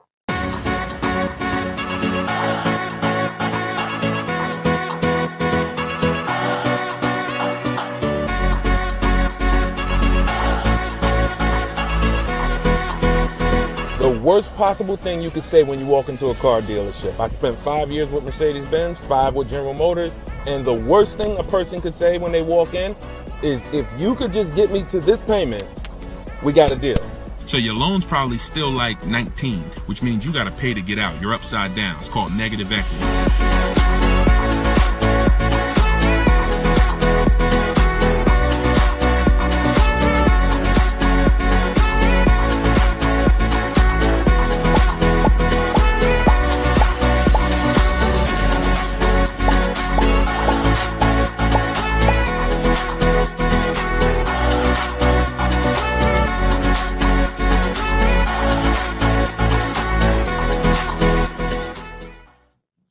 What's going on, everybody? Welcome. How's audio? Give me a 1 if audio's clear. Welcome back to Car Shopping Questions and Answers. This is episode 2. I'm your host, Deshone the Auto Advisor. We do these live shows to make sure you know the secrets, the science of car shopping online the right way, and know where the hidden money is. I spent 14 years in the car business with Mercedes, General Motors, and 4 years running my own brokerage, and now the mission is to make you smarter, make you better, help you pay less than everyone else for cars in less time shopping from home. So this whole show is sponsored by my new digital book. It's called Cars from Home, 7 Steps to Saving Time, Money, and Avoiding Dealerships. And you can get your copy for the next 30 minutes at 75% off in my TikTok bio, in my Instagram bio, or you can click deshonsbook.com or scan the QR code. So type your questions in, Dolan, shoot the first one up. We're going to be taking them from all platforms. And if y'all could start tapping that screen on TikTok to shoot those likes up, I appreciate it. So this one's from Instagram. Does it make sense to buy a car from another state to get a better price for the car? Great question. When you start shopping and getting multiple offers, you're going to see most of your best deals are going to come from dealers far away. Not always, but a lot of times the dealers that you've been buying from, they think they own you. They look at your zip code and they program people to come in. The average person shops 1.2, I think it's less than 3 dealers. So when car dealers know you only are going to shop 2 dealers, then they know they can control you, and they know they don't really have to be as aggressive. Now, when you start sitting at home, like I want you to do, and start letting those offers come to you and start looking at car dealers, like start looking at all the inventory and getting multiple offers, you're going to find most times the best deal's 45 minutes away. Your best deal's an hour and 20 minutes away, because those people are trying to beat their competition. So you're going to find, you get used to that. You're going to step out of the local business and you'll get used to actually getting your best deal. Here's the saying. We'll wrap this question up with this saying. You buy your car from who makes you the best offer, AKA who wins the bid. If you're new here, we make people bid for our business. The more time you spend with me, you'll never negotiate again. You'll start making people bid. And the second part of it is you service your car where it's the most convenient.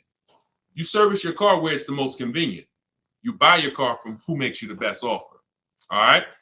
Great question. Shoot the next one in, Dolan. Everybody keep typing your questions. I see you on TikTok. We're going to bring questions in from every platform.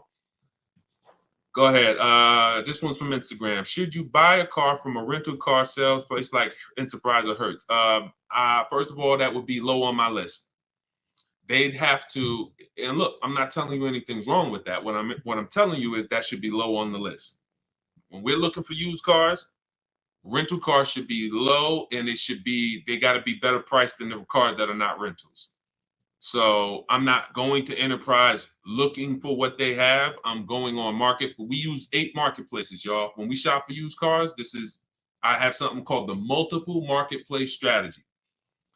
Multiple marketplace strategy is like it's you going everywhere, looking everywhere that used cars are.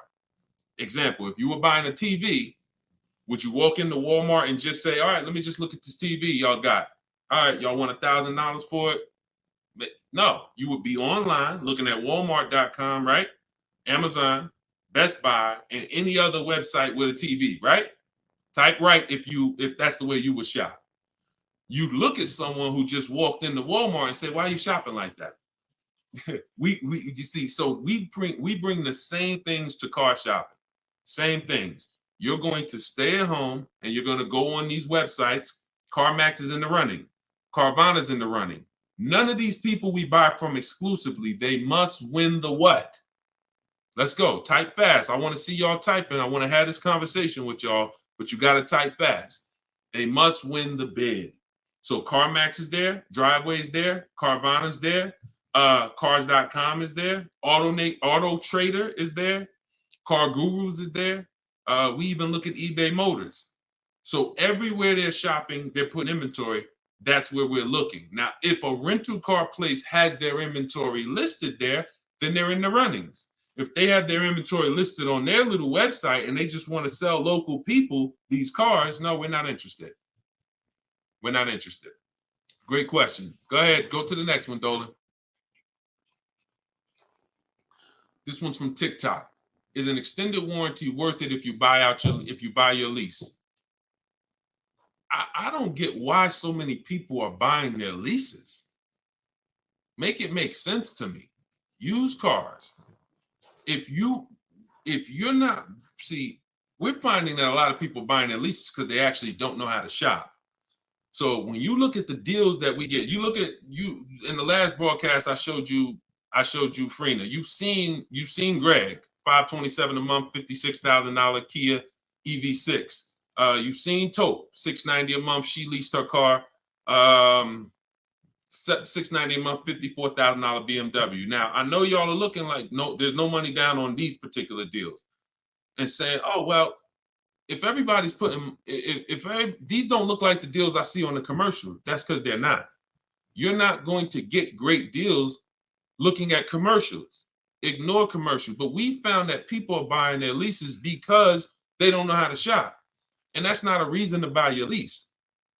Because what you're doing when you buy your lease is you're buying a used car. Now, let's just say you're buying this car and you're keeping it. Because sometimes you say you want to keep the car. 8 years, I have something called the 8-year rule. We do not buy a car unless we're keeping it for 8 years. Why? What's the reason? Because the depreciation is going to ruin you. So when you look at somebody like Taupe's paying $690 for a $54,000 car. Every $5,000 a month, every $5,000 that you borrow on a loan is about $100 a month. Depends on the interest rate. For a 5-year loan. 5-year loan. That car would cost somebody about $1,100 a month.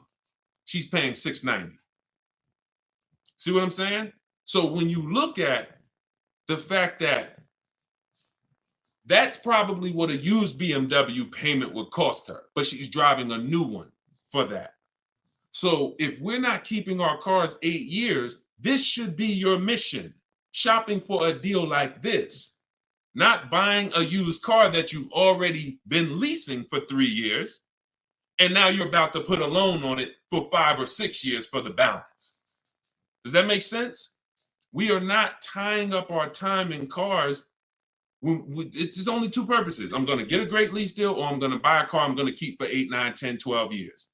That's it. I want to get you from being stuck in the middle. Go ahead, Dolan. Shoot the next one up. People stuck in the middle lose money. Long-term buyers don't lose money. Great lease deals don't lose money. It's those people, if you're stuck in the middle, you're the one losing the most money, and we got to get you from being stuck. Go ahead, Dolan. Shoot the next one and keep typing your questions, y'all.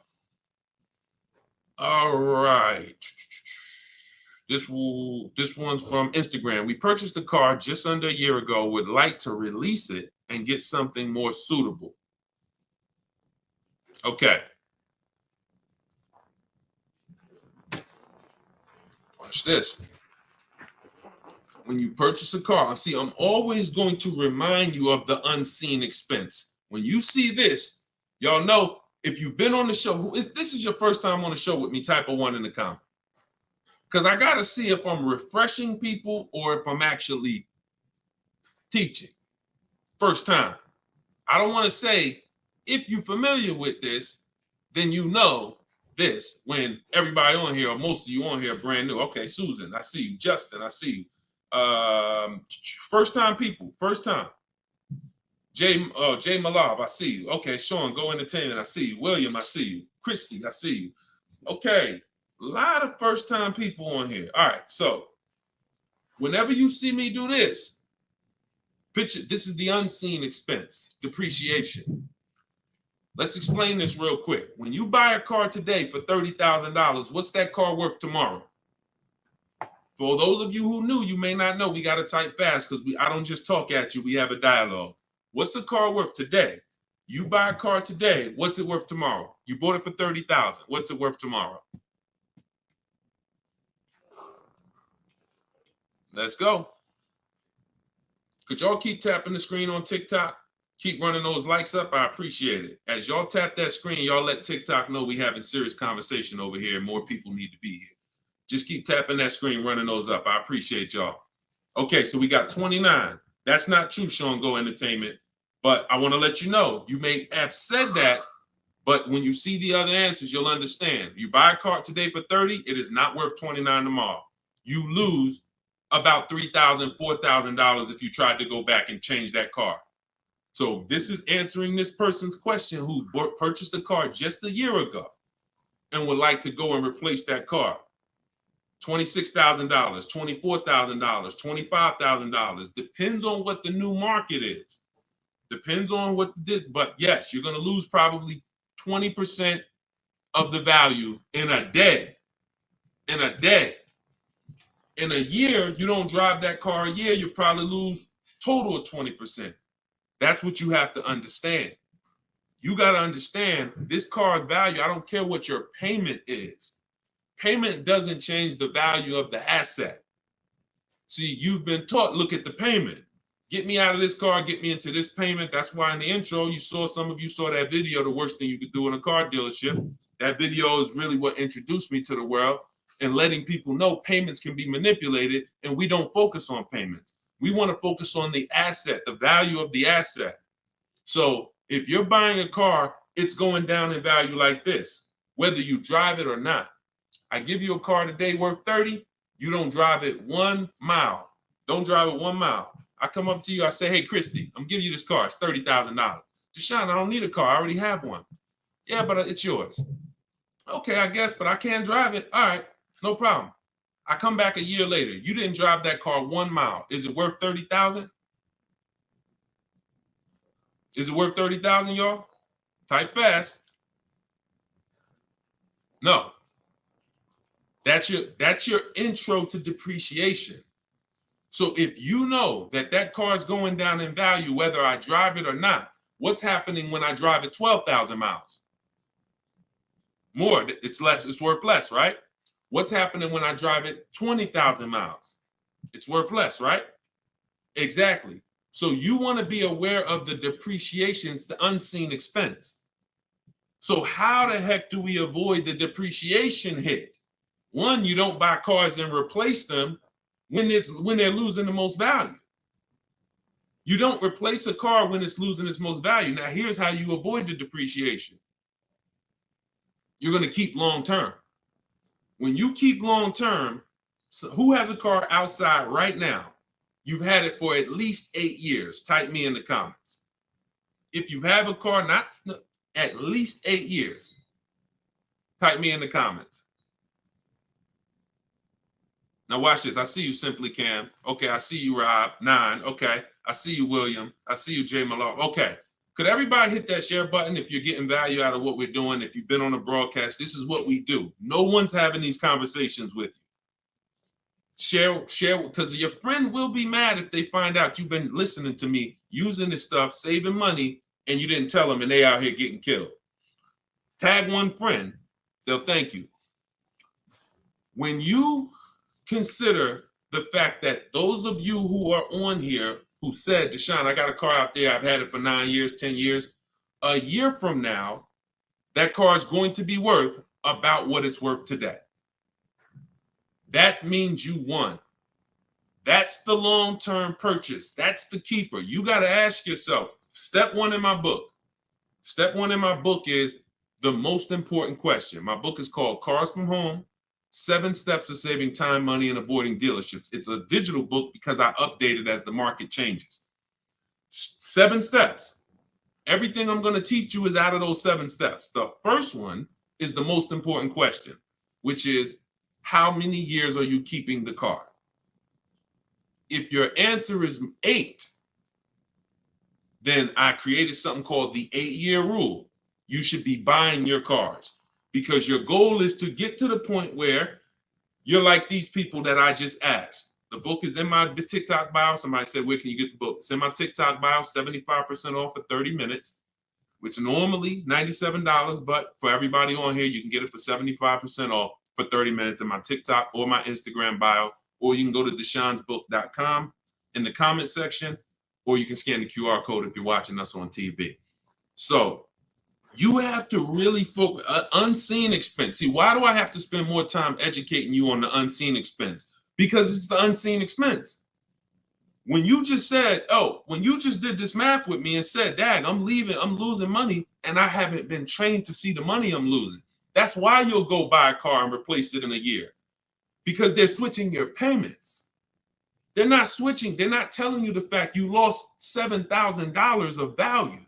They're just going to manipulate the loan, put you on a car payment you can afford, and get you to sign off on it. We're done. You're going to understand these numbers because cash buyers would never do this. Cash buyers, if you paid 30 for a car and you came back in 2 months and they said, look, we can only give you 24, you wouldn't do the deal. But payment buyers, you're the one they fool. You're the one who can't see the money. And that's why I have to teach you to see this. So this is where you want to be. Either I'm going to keep my car 8 years. Now, some of you said, well, Deshone, I'll buy used, so I don't have to take that depreciation. But I'm going to tell you something.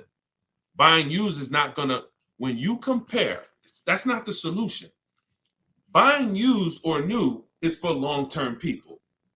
8+ years. Buy new if you can afford to buy new. Buy used if you want to knock 20, 30, 40, 50% off your purchase price and you don't need the latest and greatest. Doesn't change that if you're buying, you should be a long-term person. If you are not an 8-year person, you should be shopping for great lease deals. And I'm going to tell you why. Look at Danielle. Look at Danielle. Danielle leased an Audi, $44,000 fee. And I'm explaining to y'all why you've been taught, well, I'm going to buy used, so I ain't going to take that type of hit. But I'm going to tell you, I'm explaining something to you real quick on how that's not the answer. Leasing is the answer. She leased an Audi A3, $44,000 vehicle. She's paying $550 a month, and she gave her first payment. She said, with her first payment down. Now we're going to not use down payment anymore as a term. We're going to start saying total out of pocket. We want to eliminate down payment. Down payments can be flipped up. Sometimes you say, I'm going to put money down. They don't include your tax. So we like to use total out of pocket. But she gave him $550. She drove off. That vehicle, she's driving a brand new A3. Now I want you to picture this. Danielle pulls up to somebody who's driving the same exact car, but they bought it. Every $5,000, some of you know, is about how much a month. I talked about it a little while ago. Some of you might have seen the video where I said it. Every $5,000 on a purchase, on a loan, is about how much per month. Let's see if anybody knows. Okay. I can't wait too long. We got to type that $100. And again, I can't sit here and act like most of y'all aren't new to me. So I'm not going to assume you have even seen any of my previous broadcasts. So I'm just going to tell you the answers. Yes, Susan, $100. So it depends on the interest rate. 5-year loan, that vehicle right there, $44,000, will cost somebody about $950 a month. You see why we don't have to wonder why people who have $1,000 car payments? It's not that hard to see. They're buying their cars. So now Danielle pulls up in her Audi. Let's stay with the scenario, right? Danielle pulls up in her Audi, 44. She's paying $550 a month. Somebody next to her pulls up in the same exact Audi, same exact car. They're paying $950 a month. Now, third person says, I buy a used one. And you can replace the Audi with anything. Doesn't matter. You could be a Rolls Royce. The scenarios are not going to change. Could be a Honda Accord. Somebody pulls up and they bought a used one. So instead of 44, let's say they got a good price on one. Say they bought one for about 28, 29. Found a good price one, 3 years old. So they're pulling up in a 3-year-old one. And what I just say, every $5,000 is $100 a month. So what's their car payment if they paid 29? Almost 600. You see what I'm, so now let's just talk about what we're driving and what's coming out of our household so we can hammer this home. I'm not on the fence about leasing versus buying. And you have to get off the fence. We've seen enough scenarios where we know this is the case. One person, Danielle, got a great lease deal. She's paying $550 a month. Another person buying a brand new one, they're paying $950 a month. And they might take a longer loan. Oh, Deshone, I'm paying less. They might take a 6-year loan, and let's say they're paying $850.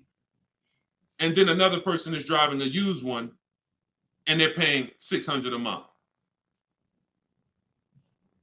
Not even a question. It's not even a question. Do y'all see what I'm talking about? 3 people driving the same car. Look at the differences. So depreciation and resale value is what you need to be aware of. These people think they win. That might have been you, Deshone. I'm the type, I bought my used cars and I keep switching them. Now, those 2 people who bought them, if they were keeping them 9, 10 years, that's a different story. It always goes back to the 8-year rule. Okay? You must understand, if I'm keeping 8 years or longer, I buy.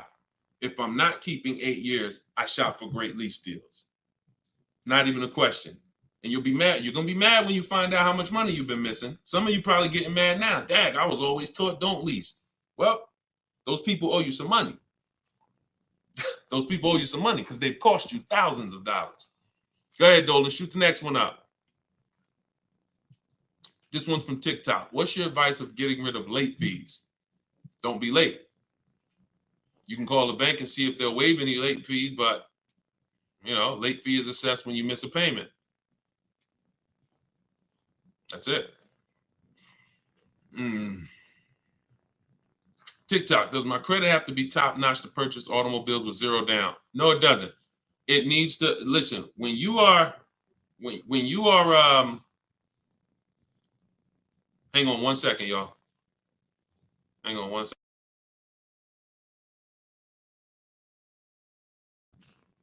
When you are buying vehicles with no money down, it's not a favor. It's not a favor. There's only 2 people who can't get vehicles with no money down. And that's people who are trying to borrow too much money, usually have negative equity that they're trying to roll over, and people who have, your credit is too bad and you can't get financing. But if you go through a company like Limbuzz, this is who we recommend in my book. I recommend this company, Limbuzz, who will work with people with challenged credit. Then you won't have to deal with that. The whole point is controlling your own financing. You want to control your own financing. Now, we don't do that by getting pre-approvals. We do that by getting multiple bids. We do that by finding our car and then letting banks bid. I know you may have heard, I don't want any hard inquiries. You don't want hard inquiries until after you found your car. Once you actually find your car, it's okay to get multiple banks to give you a hard inquiry. And they allow this. Experian has an article where they talk about the rate window. You can actually have multiple people run your credit in a short period of time, but no money down is not a favor. It's not something you did me a favor. It's definitely not a deal. See, because if I gave you a car, it's worth $50,000, but I charge you $60,000 for it, and then I say, well, you don't have to do no money down. Is that a deal? I gave you a car, it's worth 50, but I charged you 60, but it's no money down. No, absolutely not. So no money down has nothing to do with a deal. The only people who can't get no money down are people who it's usually a case of you have too much negative equity. You're bringing over from your old car and you're messing up the loan to value ratios. That's usually the cause, because a bank won't let you finance 40,000 on a car that's worth 30. They won't let it. Go ahead, shoot the next one up, Dolan. This one's from YouTube. Deshone, so does it make sense to get a car to have over? Oh, absolutely. Absolutely. This is all you should be doing. If you are a long-term person, listen, whose car is a keeper outside? You have a car outside, you've had it for 8+ years outside. This is exactly the goal. This is the goal. You want to actually be planning on that. Because when you actually have your car for more than 8 years, when you know you're going to keep your car for more than 8 years, you do things to make sure, like we do a longevity check. This is step 4 in my book. One of the things we do when we know we're buying a car we're going to keep, we got to go to Google and we got to see what the data is on the car we're shopping for. It's very simple. I type in the year of the car. Very important. You can't just type in Nissan Sentra, longevity. You got to type in the year. And then you're going to type longevity to see what the actual data says on the car. We skim those websites. It'll tell us if the car has transmission issues. It'll tell us if people report that this car has, is reported to last not as long as most cars.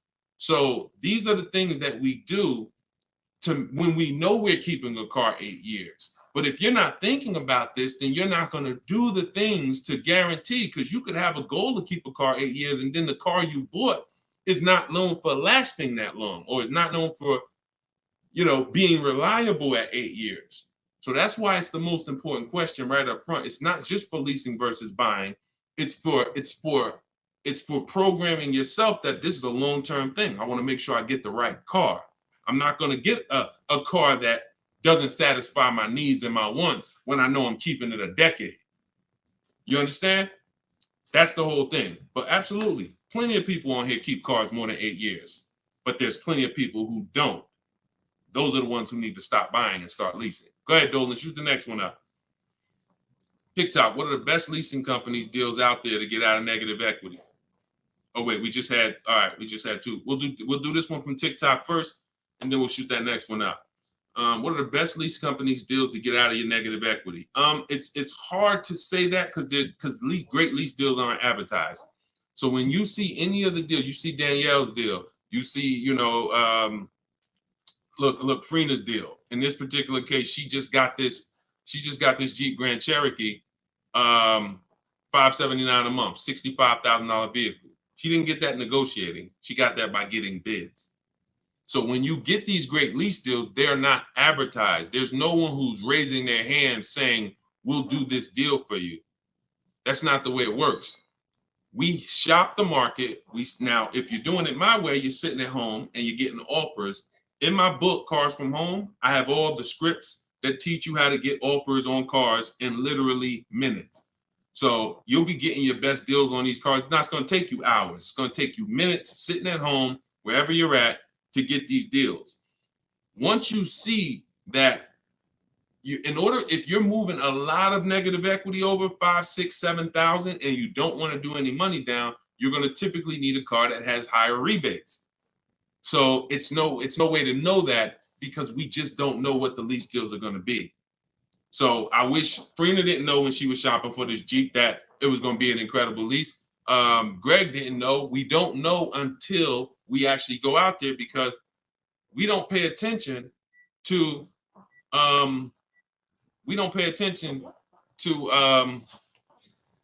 what am I trying to say? Advertisements. We don't pay attention to advertisements. So hold on one second, y'all.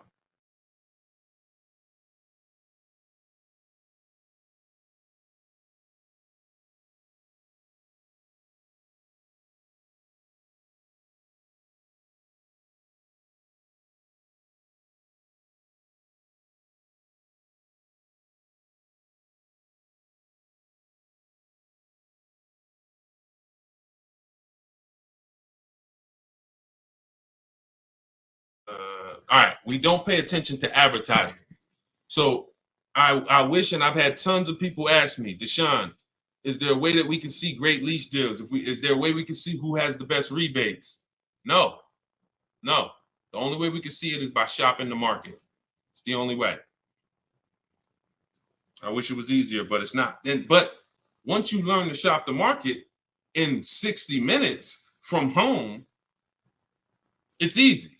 So if I'm looking for a deal and I know I got to roll negative equity, or if I'm gonna sit at home, I'm gonna get my offers. I have something in my book I call a 25 to 5 strategy. The 25 to 5 is when we connect with 25 dealers online, we get 5 offers. Takes us 60 minutes. You could do it your way. You could call around and you could try to get multiple offers, but you must get 5 because 80% of dealers are overpriced. That's my way's better. Eric Pitts, this one's from TikTok. Can I use the bidding to refinance a car loan? I have good credit now. 100%. 100%. They give you a window. Now, you should only need 2 days, tops. You Google every single, and let's talk about refinancing. Let as many people bid as possible. You got a window of 14 to 45 days. You'll be way under that. It'll weigh as 1 inquiry when you finalize the loan. It'll weigh on your credit score as 1 inquiry. But you must do it because, y'all, why do you think there's companies that just want to loan us money? The money business is very lucrative. There's companies and banks and credit unions that only want to loan us money. They don't sell cars. That should be a hint. There's a lot of money in lending. So what we need to do is take shopping our loan rates seriously. We separate our transactions. So listen, let's stay focused here. You're gonna now call your bank. You're either go on their website, your credit union, or go on their website. You're gonna look for online lenders. Go on their website. You want as many people as possible competing to make sure you save all the money. But I'm going to give you a very important caveat here that you want to keep in mind. Everyone that loans you money wants to loan you more for longer. The longer you have a loan, the more money they make. So what they're going to do is they're going to show you what it looks like if you take a long loan. You've already paid for a year or 2. I don't know how long, but you've already been paying for some time. Once you take another long loan, now you've essentially defeated a little bit of your purposes because you're going to give some of that money back in interest. Take the shortest loan that you can afford the payment on with the new interest rate. So if you were paying, let's say you had a 6-year loan at 11%. When you refinance, don't refinance into another 6-year loan at 7%. Refinance into like a 4-year loan at 7%. Whatever that payment is that you say, all right, I could afford that payment. Because they're going to try to sell you on the low pay. Well, if you do 6 years, you could pay $300. Yeah, but you can always pay it off earlier. Don't fall for that. You want to make sure you look at what's the lowest, shortest term with that new interest rate so you can get that loan out of there faster. Okay? That's how you do it. Good question. Shoot the next one up, Dolan. All right, so this one's from YouTube. Milton.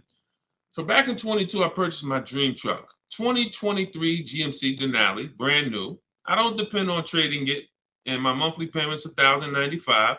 Let's not forget the truck is $83K. Am I paying too much money? Well, I don't know how long the loan is. So you could be paying $1,095 for 8 years. You could be paying $1,095 for 5 years. You see what I'm saying? So that's why payments are not always the important payments. How much did you pay for the truck? You understand? See. It's the price of the vehicle that we focus on, not with leasing. I don't want to see what you got to be. And this is why I want you to have my book, or you got to be locked into what I'm saying, because I'm talking to a lot of different people on here, and your scenario is not another person's scenario. So you can't hear what I'm saying when I'm talking to Milton about purchasing and think, well, I'm shopping for a lease. He said, don't focus on payment, No, different. Okay, so when we're talking about purchasing, the most important thing is how much we paid for the asset. Now, I don't know what you paid, and I don't know how well you shopped. I don't know. So there's no way. And here's the thing. The way we buy cars is by design. We don't know. When you start getting bids and it's done, I'm going to just assume, let's just say, I'm not going to look at your deal and dissect it because I don't have enough information to do that. And plus, if the deal wasn't good, what good is it what good is me? It's your dream truck. What good is it me? I mean, what good am I going to do telling you overpaid for it anyway? So let's not ask questions that could lead to hurt feelings and long-term remorse for our dream truck. But for the rest of you who are shopping and for the future, because Milton, your family's going to shop, you're going to shop again in the future. The way you've been taught to shop guarantees you never have price assurance. Price assurance means I don't have to ever ask if I could have paid less because I got bids. Negotiator, if you're not a good negotiator, type me in the comment section right now. Deshone, I'm not a good negotiator. I hate it. I don't like it. I'm an introvert. It's not for me. I feel like I always get the losing end of the stick. I just feel like, people take advantage of me. I'm too soft-spoken. Whatever reason. All right, Susan, I see you. All right, Christoph, I see you. All right, Jay, I see you. Okay, so when we look at negotiate, I'm a good negotiator. I did it for a living. But one thing I know about negotiating and why I will never shop this way, and I don't want you shopping this way, is because you cannot get price assurance. You can't guarantee you pay the least price when you're negotiating one-to-one. When you go into the supermarket and you see you're getting spaghetti sauce, there's 7-10 companies trying to sell you spaghetti sauce. They're all like, hey, hit me this week, Prego, I'm on sale. Vitellini, I'm on sale. Hey, Ragu, it's they're competing. Everyone competes for our business except car dealers. Everyone wants to compete. So the reason why we can spend money on these other items and we never have buyer's remorse is because we've seen so many options. Y'all get it? We've seen so many options. I knew I didn't overpay. If I told you right now you got to go buy a 100-inch TV and you got to guarantee you don't overpay for it, you're going to be like, Deshone, I can do that. Why? Because you know where to go. I'm going on this website. I'm going on this website. I'm going on this website. I'm going to guarantee I get the best price on the TV. I'm telling you, bring that same thing to your car shopping. That'll eliminate your buyer's remorse. That'll eliminate you ever asking, did I get a good deal on this? Hey, did I overpay for this? Hey, could I save more money on this? Get multiple offers eliminates it. And there's no other way to eliminate it. Okay? So don't worry. I'm sure you did well, Milton. Enjoy your truck, man. And just know that whatever, I'm going to get better for next time. I'm going to make sure my family knows that they never got to ask this question. Every vehicle I buy, I'm going to make sure that I get bids, multiple dealers. I'm going to get enough bids to guarantee that I teach to get 5. In my book, I have a strategy, 25 to 5 shopping strategy. This is for new cars and leases. We connect with 25 dealers online. You're using all my scripts. You're using everything I tell you to type, copy and paste in my book. And you're going to get at least 5 offers, 5 to 7. Once you get those offers, you're going to see about a $3,000 to $5,000 spread minimum. Now, if you take somebody like Kimberly, now Kimberly's spread was $20,000. This is Kimberly. She emailed me. She's in our private community in my private coaching program. She said, how do I respond back to this? I don't want to get mad. She responded via email. You see, the MSRP on that vehicle was $86,961. She got a Maserati. Selling price was $66,261. $20,000 discount. This is why we don't get happy about any discount until we see all the offers. Because if she would have saw a $10,000 discount, Deshone, I'm saving 10 grand they're offering me.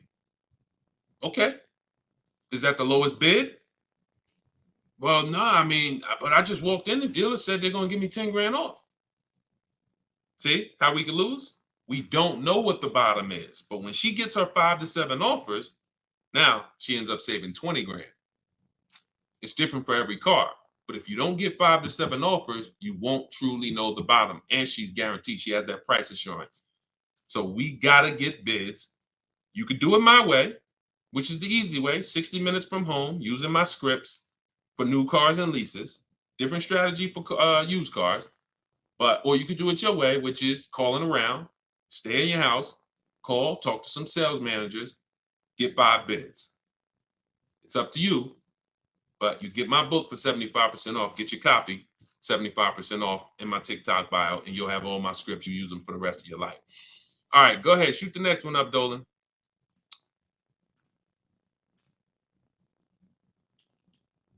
All right, keep typing them, y'all. We're gonna get through as many as we can before we wrap. We got a good amount of time left, so just keep typing. What are some loan companies that work better with challenge credit? Well, I usually recommend Limbuzz.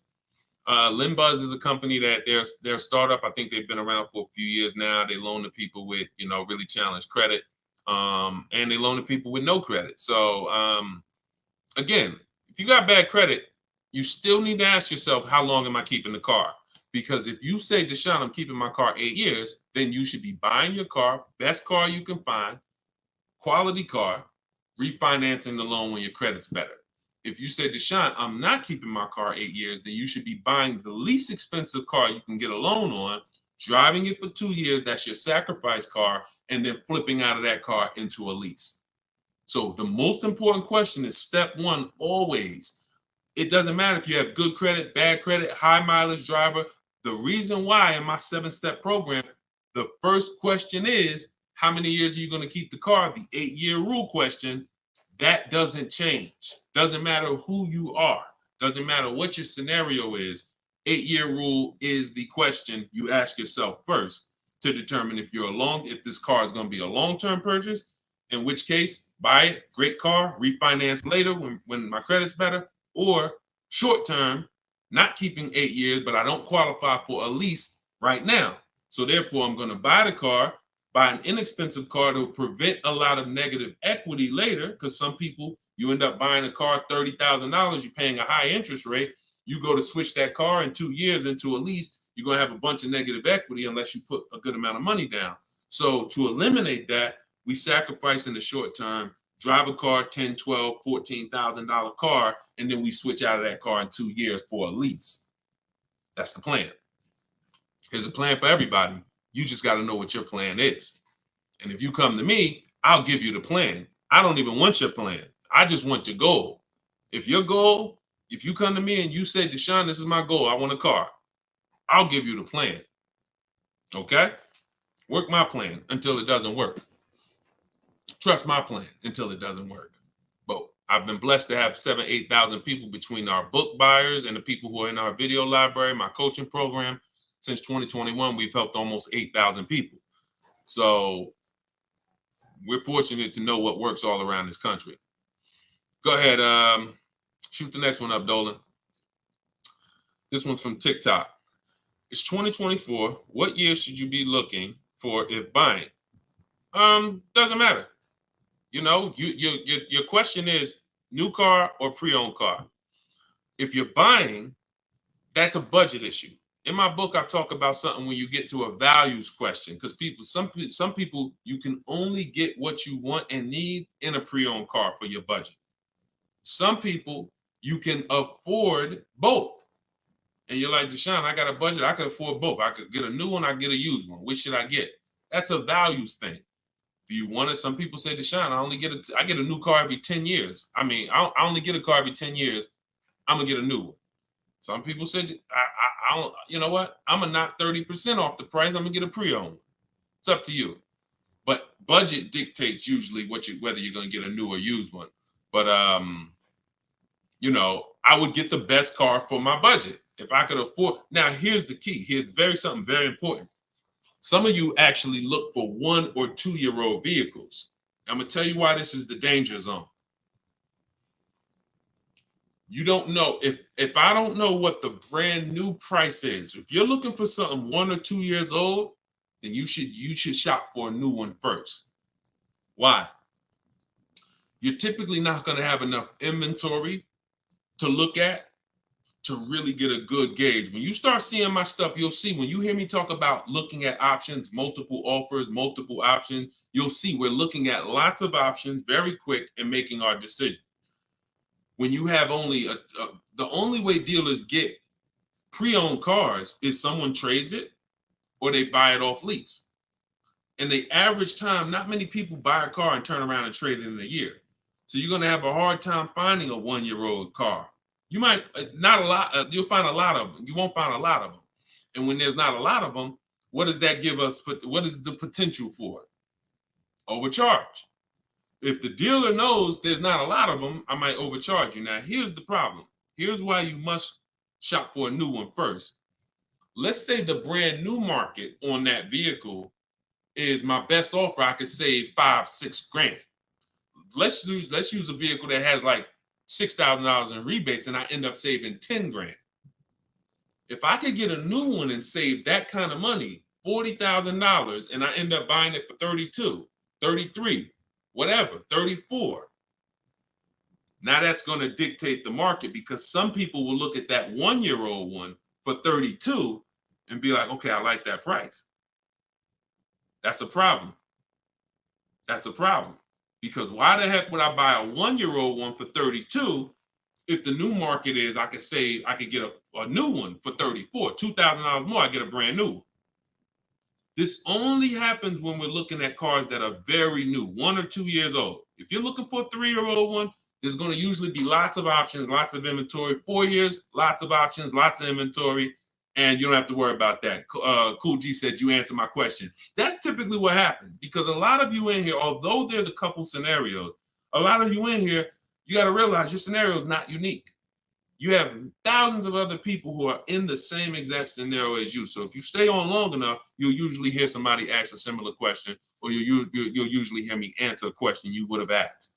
But yeah, that's the first thing I would say. Focus on, if you're buying a 1 or 2-year-old one, you always shop new first. We got to know what the new market is to know what we should be saving on a 1 or 2-year-old one. If you're buying 3 or 4 years old, then you don't have to worry about that. Go ahead. Shoot the next one up, Dolan. Instagram. I always think I get a good deal, but then I don't. Bids. You eliminate this with bids. Look, I wish I was coming into your life to tell you you're doing okay. The fact is, most people are not because you don't have price assurance. And price assurance gives you when you don't have price assurance, you have potential for buyer's remorse. Aside from the car. And I know this. Look, I'm a nice guy. I consider myself to be a nice guy, but I'm in the bad news business because I'm not meeting you telling you you're doing good and then, oh, you're doing so good, but I want to help you do better. I'm meeting you telling you that 99% of what you've learned about buying cars, leasing cars is wrong. And not only is it wrong, it's cost you thousands of dollars already. Now you get to decide from this day forward, are you going to change the trajectory of the finances that you pay for cars? You get to make that decision. But you got to admit you need help. You got to admit you're not doing as good as you would have hoped you were doing. And if there was 80 people out there teaching what I teach, then God bless, that would be a shame if you didn't tap into one of them. There's not. I'm one of the only ones that teach in this way. A lot of the stuff that I teach, I created it based on math and looking at thousands of scenarios, leasing scenarios, buying people who buy their leases and creating and seeing where these people get jammed up. And now that information is available for you now. But in order for you to actually win, you have to admit that I need that. So if you think you're doing bad and you're like, yo, I'm done doing bad. This guy is here. He helps people. He's got proven track record. I got over 2 million followers on social media. I'm a very public person. We've been around for 3 years. if my stuff wasn't working, you would have heard it by now. But we have hundreds and hundreds of people, if not thousands, that have actually used what I teach to eliminate that statement you just made about, I think I got a good deal. You're going to sit at home, you're going to make people bid for your business, and you are going to know every single time that you paid the lowest price for the car, that you got the best interest rate, and that you got the most money for your old car. That is what we're going to do. All right, but you take the action.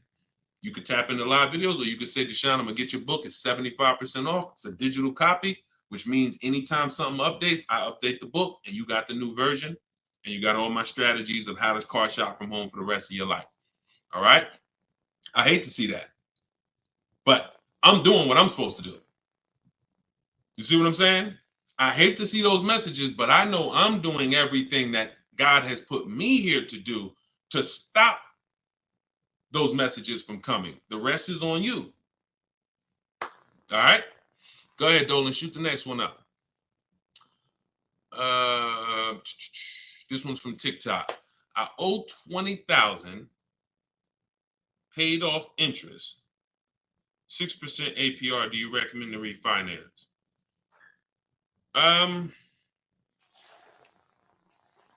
Depends on how low you could get. You know, rates are pretty high right now, but you know, I mean, maybe you don't go through the hassle of refinancing to save, you know, half a point. You know, that's tough. If you can't save a good amount of money refinancing, can't drop you know, but at the same time, money's money. So if I could save 1 point, that might save me $500 on my loan. You know, 1 point on my interest rate might save me $500. So, you know, I wish it was a site that shopped. In fact, we you know, maybe in the future there will be. We're working on creating something like this where you actually can, you know, have these banks just automatically tell you through a soft credit approval what the rates would be, so you don't waste your time. But that's tough, especially because we're in a season right now where rates are high. So I mean, you might find out that you know, based on where rates are right now, that's actually a pretty good rate. In which case, it wouldn't make sense to refinance. I wish it was easier. Trust me, some stuff I wish was easy. The products don't exist. The websites don't exist. So anytime y'all see me talk about stuff like that, like, it's because these things don't exist yet. And, you know, one day we hope to create them. Go ahead, shoot the next one up, Dolan. Great question. Great questions today. Absolutely, Matt. Yes, it would be great. That's why we're working on creating it. Okay. Yep. Come on, keep typing. We got a good we got a good amount of time left. We're going we'll probably stay on for another 15-20 minutes or so. When is the next time? Oh, when is the best time to purchase a car? Eric, I'm grateful for this information. My pleasure. That's what I'm doing. And listen, shit, look, could y'all run the likes up on TikTok? Tap the screen. If you're getting value out of this, before we answer this question, if you are getting value out of what we're talking about right now, type a $. Type a $sign if you're getting value out of what we're talking about. Y'all gotta understand something. Your people are out there suffering. They're losing. Look, in a nice way, I'm telling you, and you are saying to yourself, the more you hear me talk, the more you're saying to yourself, Dad, I've been doing this thing I've been doing this thing wrong. You were taught that. So you saying to yourself, if I haven't been doing half the stuff Deshone is talking about on this broadcast, I could only imagine how much money it's cost me. That's all going through your mind. That's fine. But you're in a place where you can now take action and change. Your friends are out there right now at car dealerships losing. This broadcast doesn't grow unless you tell them. Unless you tell your coworker, hey, you buying a car? Hey, you go to Deshone the Auto Advisor page. He does these live shows. Get your questions answered. This is where we have to get to. This is where we have to get to if we're going to really make a change besides, you know, changing our own bank accounts. That's the goal, but then we go and we help others. So I'm glad to see a lot of people getting value. All right, so let's do this. Let's answer this question. This one's TikTok. When is the best time to purchase a car? So this is marketing. Marketing wants to tell you there's a best time to come in. Now, imagine you own a business where the customers are so trained that they come in the same time every month, no matter what. That's the end of the month.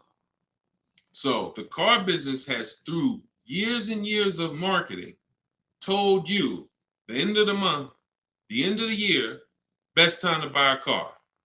Imagine that. You got a barbershop and everyone knows end of the month come in, you just get a line out the door. But the fact is, there's no better deals being done that day than shopping multiple offers throughout the month. Here's why. They've told you, well, dealers want to make their numbers. Well, dealers are trying to make their numbers from day one. And when they see, we used to look up sometimes and we knew we had to do 250 cars for the month, 325 cars for the month. We look at the books, it's the 9th of the month, we only got 30 cars sold. What do you think is happening? We're getting a little nervous. We're not pacing to hit our numbers. Opposite end, I've seen months where we are ahead of schedule. What does that mean? We might hit our numbers on the 27th of the month, the 26th of the month. It doesn't matter. The best dealers are trying to hit their numbers throughout the month. So when it's the 9th of the month and no one's in the dealership and no one sold the car today and it's daggone tumbleweeds going through the showroom and everyone's praying for a customer, what do you think happens when a person reaches out then and says, hey, I'm looking for a car? But marketing tells you otherwise. Marketing says no matter what, coming at the end of the month. So there is no best time to buy a car. Here's what I would tell you. There's a best time to be in the market. In my book, I teach something, and I always teach this: 2 dates. Your no later than date and your as soon as date. No, as soon as date is the soonest day you can accept a deal. The soonest date you can accept a deal, that we call that you're in the market. That's step 5 in my book. In the market, looking at offers on websites, ready to take an offer down if it looks good. If a bid comes in and it wins, we're in the market. We don't do that until we can accept an offer. Now, once that's done, once we've established our as soon as date, we need to ask ourselves, what is our no later than date? Your no later than date might be end of the year. You might be saying, I got a kid going to college. I got to get a car by the time they go in the fall. You might be saying, I get a car by end of this month. That's your no later than date. Now, the time in between those 2 dates, that's our leverage. Because this is how long you can say no. This is how long you can look at offers and say, no, sit at home, using the way I teach you. Look at used cars, look at the used car market. Look at the new car offers. Look at the lease bids you're going to get, the quote you're going to get. No, you know what? I'll reach out next month to see what the programs are, because programs change every month. Used car trends change every month. So when you're in the market early, there's so many benefits. Car not coming for 6 weeks. I want a black car. It won't be here for 6 weeks. A person who's coming in the dealership today and they need a car today, they can't get that car. You can. So being in the market early allows you to establish contact with dealers. If you're shopping for a new car or lease, establish contact, get bids, look at offers, say, you know what, I'll follow up next month. It also allows you to be top of mind when somebody's sitting in their car dealership and they're like, look, all right, y'all, we're behind on the numbers. Anybody who makes us a reasonable offer today, we're accepting it. Now, every salesperson goes and looks at who they've been talking to, who couldn't get them to buy with the first offers. They couldn't get them to buy when they was trying to take shots. Now they're like, okay, hey, look, hey, Chris, man, are you still in the market? Look, I could do that deal now. Hey, we need a deal. See, when you take advantage of what I'm telling you and you start to understand these 2 dates that's in my book and that you'll hear me talk about, you'll understand that sometimes our best deal doesn't come in the first month. When I was shopping for my mother's Mazda 3 years ago, when she got her lease, I entered the market in October. I was looking at the offers. I didn't like them. Next month, I looked at them again. Didn't like them. December came. Dealer I'd been talking to said, hey, this is the new programs. I got this car. This is what I could do. We got a deal. Couldn't do that if I waited until December to come into the market. Couldn't do that if in October, I needed a deal. So there's no best time, in my opinion, to shop for a car because, as I said, beginning of the month could be a great deal. End of the month could be great.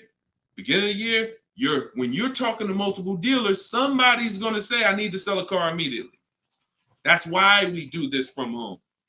But the best way to buy a car, in my opinion, is to know these 2 dates and to use that time in between those 2 dates as your leverage to say no. All right? Look, I can't give you short answers. Look, I'm put that one up. We're going to go to that question now. We're going to go to this one on Instagram now. But understand, this is why we have been losing short answers for major 5-figure items. Got to give you the long version. Because once you learn it, once you see, this is repetitive. Once you get 1 car, 2 cars using the cars from home strategy, you're going to see. See, that's why when the first time you use this stuff that's in my book, first time you use the car from home strategies, whether you're using them manually or whether you're like, Deshone, I want to use exactly what you say, your scripts, I want to do it your way, doesn't matter. Once you see, I do this over and over. Your first deal might take you 90 minutes, 2 hours, because you're just learning which websites to go to. We don't go, if you don't see me say, go to this website, don't go to it. It's a waste of time. But once you see, you're going to be like, okay, rinse and repeat. You'll go from getting cars in 2 hours to 90 minutes from home to 60 minutes from home to me. I can get any car I want. I can find out the best deal in 45 minutes. Copy and paste. Copy and paste. My Infinity truck I got took me, once we decided what we want, I spent no more than 60 minutes online to make sure I got that vehicle, save 42% off the price when it was new, 3 years old. So this doesn't take you long. That old way that you were programmed to use, that takes you a long time. That's headache.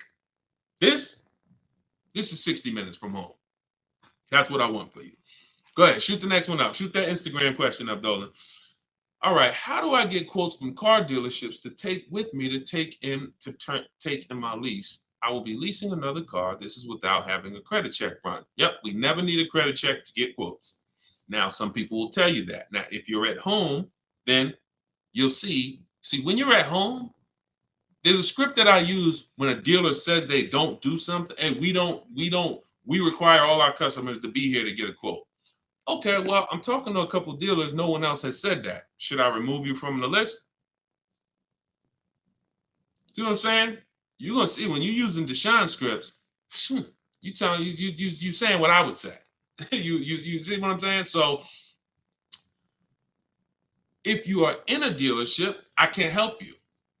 I don't even want to even talk about that. I'm not going to tell you how to go, and it's like oil and water. Somebody called me back when I was first coming out the business and I was first starting this education business, and they said, Deshone, somebody told me to call you. I'm in this Toyota dealership, man. I'm trying to see how do I get the price down on this car? I said, get up and walk out. Get up and walk out. Because if you're in an 80% dealer, you can't, no matter how much they take off, you lose. The only way you're going to win is to sit at home. I can't tell you how to mix the old way of shopping where you have no leverage, where you have no price guarantees, where you leave, no matter what price you get, you always wonder, could I have done better? I can't tell you how to mix that with what I teach. But if you're willing to unlearn that and say, okay, that's what the car business taught me. That's what I learned it from my parents. That's what the car business taught my parents. But no, we're going to do this. I'm going to use what Deshone, this is a car salesman, 14 years. Now he's educating us from an insider standpoint. You come out of that and you sit at home and you call and you could do it manually. You could do it manually. I can't twist anybody's arm to get this book for $24. But if you're going to do it manually, realize there's people trained and you're going to talk to them, which means you got to be aware when you talk to them. That's why I say only ask for sales managers. Only ask for sales managers. Because if you try to do this with salespeople, some sales managers will make it hard, but you got a better shot. But you need to get 5 quotes. Doesn't change because 80% of dealers are overpriced. Now, my way, in my book, I teach something called the 25 to 5. It's all online. So we're contacting 25 dealers through their website, and we're having conversations with usually 7 to 10 of them, copy and paste scripts you're using, and you're keeping the conversation moving forward. Our first goal is to see who has a car I want. Before I even talk to you about anything, I want to see out of this 25 dealers who has a car I want. Second thing I'm going to do, once I identify who has a car, I'm going to request a quote. But I need to give them everything they need to quote me. I need to give them my zip code so they can run the tax. I need to give them what I do for a living to see if I qualify for any rebates. I need to give them what cars I have in my household, whether I own it, lease it, own it outright to see if I qualify for any rebates. I need to give them my my soon as date, my no later than date. This is all copy and paste in my book. So the reason why some of you have a hard time shopping online is because 1, you're dealing with trained people, and 2, you don't know what information to give so that they could even give you a quote. So if you're giving, my book, you're using copy and paste, and we're never talking about credit. It's not even a question. In fact, one of the things we say in one of my templates is assume tier 1. So we're assuming tier 1, getting our offers, and then we are not letting anyone run our credit. This is not just for leases. This is for everything. No one is running our credit until after we've agreed to buy something. We're telling them assume tier 1. If I don't qualify for tier 1 later, we'll talk about that later. But I want to see the price. Tier 1, I want to see the price. And that's what we do. But never if you only way you'll fall for that is if you're in dealerships. Oh, I need to run your credit. You know we can't give you a quote. You run into the wrong salesman who don't care. He'll say anything. She'll say anything. Well, I just can't. We can't give you a quote. We don't know what you're gonna qualify for. Yeah, you could assume tier 1. Yeah, but we had people come in and say assume tier 1 and they just messed it up. So we like to not quote without a credit. You're in the wrong dealer. You see what I'm saying? These people are by design. We're trying to run them out of business. When more people, this is why we're trying to get this broadcast out. Because until more people start shopping online, they're going to continue to do that stuff. See, as more people shop online incorrectly and walk into dealers, they can get away with doing this stuff. But when they know 600 people are going to walk in their dealership over a weekend, Friday, Saturday, Monday, holiday weekend, President's Day, we're going to get 600 people walk in. Why would they change? Would you? Unless you're just a person of ethic, why would you, if you got a business with 600 people come in the door, why would you change? But when we start shopping online and that 600 goes down to 400, and then that 400 goes down to 200, and they see that, we used to get 200 inquiries online. Now we're getting 700 inquiries online. Now everything's gonna move to we gotta do this online thing properly, or we're not gonna sell cars. That's why the future of if you really want to enjoy car shopping, you need to tell friends about what we're doing. Because the more people that shop the old way, it hurts us that are shopping this way. Doesn't stop us from getting great deals. We just got to continually weed through these car dealers because they're like 80% of our people coming in shopping the old way. So, all right, go ahead, shoot the next one up, Dolan.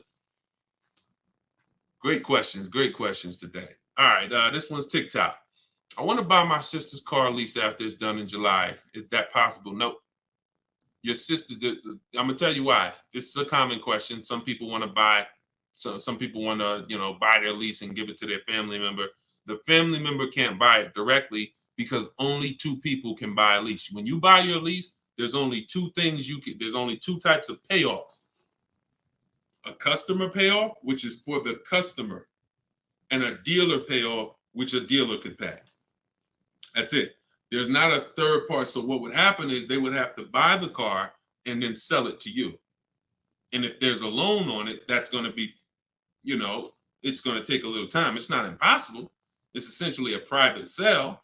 They're buying it, paying the loan, going to buy the lease out, and then they're going to write up a purchase order, and you're going to get a loan. You're going to have to get you're going to essentially have to get a private party loan to buy that vehicle from them, when you could just go and learn to get your own great deal on a used car. See, why, if it was easy, then go do it. No problem. Buy my sister lease. But if I just told you that it's not easy, it's a lot easier for you to just learn to get your own great used car deal, then that's what you should be doing, in my opinion. Because that other way, I just told you what it's going to take. All right? Go ahead. Shoot the next one up, Dolan. All right. Keep them coming. We got a couple more minutes. Let's go. When will you be live again so I can inform my people? Mike, we're working on getting a link in my bio where you could actually just go to that link and get a notification. You'll see it on a calendar. Hopefully we'll have that by the end of the week. And you'll be able to just be aware. Right now, only the people on my email list are going to be notified. But yeah, hopefully in the next about a week, hopefully in the next couple of days, we'll be able to have that where you'll be able to see the calendar and join. All right, so just stay close. Stay close. This is all stuff we're optimizing day by day. Every day we're optimizing this, so just stay close. All right, go ahead. Go ahead, Dolan. All right, TikTok. What if I buy at a lower interest rate with a longer term, but make extra payments monthly? I mean, if you have the discipline to do that, I think if I teach something called the rule of 72 in the 10th birthday. What does that mean? We don't take a loan longer than 72 months under any circumstances, and we have the car paid off by the 10th birthday. So we're not going to take a car that, give an example, why does this rule exist? Because I've seen all the bad scenarios that I've seen, or most of them, exist when people have loans on a car that's older than 10 years, or they have a loan that's longer than 7 years, 8 years, And so when you typically have a car that is, you want to get to a point where the car is paid off so that you can put money to the side for incidental emergencies, repairs, maintenance. If it's 7 years down the line and you're still making a car payment, especially if you bought a used car, the car is, 11, 12 years old at this point, you typically could run into issues. And also we don't have any, it's a lot of people on here. Would anybody on here take a 50-year mortgage? Would anybody on here take a 50-year mortgage? Anybody? No, I see. No volunteers for the 50-year mortgage, right? Why? Why? Because you already are aware. You see that? Every one of you said no way. Nope. You already are aware that when it comes to home buying, there is a limit. You're trying to force this. You're trying to force yourself into this house if you got to take a 40-year mortgage. 40-year mortgages are available. 50-year mortgages are available. But we know it's inherent already that if we got to take a 40-year mortgage or 50-year mortgage, we can't afford that that house. We don't have that for cars, which is why I looked and I said, okay, super conservative people take a short loan, 3 years, 4 years. You typically, there's not enough data that proves that you need to take a loan that short to actually avoid problems. You pay a little more interest, 100%. So you always take the shortest loan you can afford, but I'm talking about problems with the vehicle. I'm not talking about interest. You got to combine what the nightmare stories is not. I paid on a car for 6 years and I paid that much interest, because interest can be fixed with refinancing. The nightmare story is my transmission's having problems and I still got 2 years of payments left on the car. Car's in the shop and I still got a payment. If you've been in that situation, you understand how car's in the shop right now, can't drive it, and that bank wants their payment every single month. We're trying to prevent that. And we're trying to prevent you getting to a point where you can't put enough money to the side to make sure if God forbid something happens to the car, you have the money, you have the cushion. So we use a safe marker, which is 6 years. But we combine that with the age of the vehicle, because I've seen people buy a car knowing they can't afford it, but they're buying an older one. Deshone, I want to get that BMW. Deshone, I want to get that Jeep, that new Jeep. Deshone, I want to get that whatever. Okay. But the one you want, in order to get it where you want it at, you got to take a 7-year-old one. 7-year-old one, you need to pay cash for that vehicle. Why?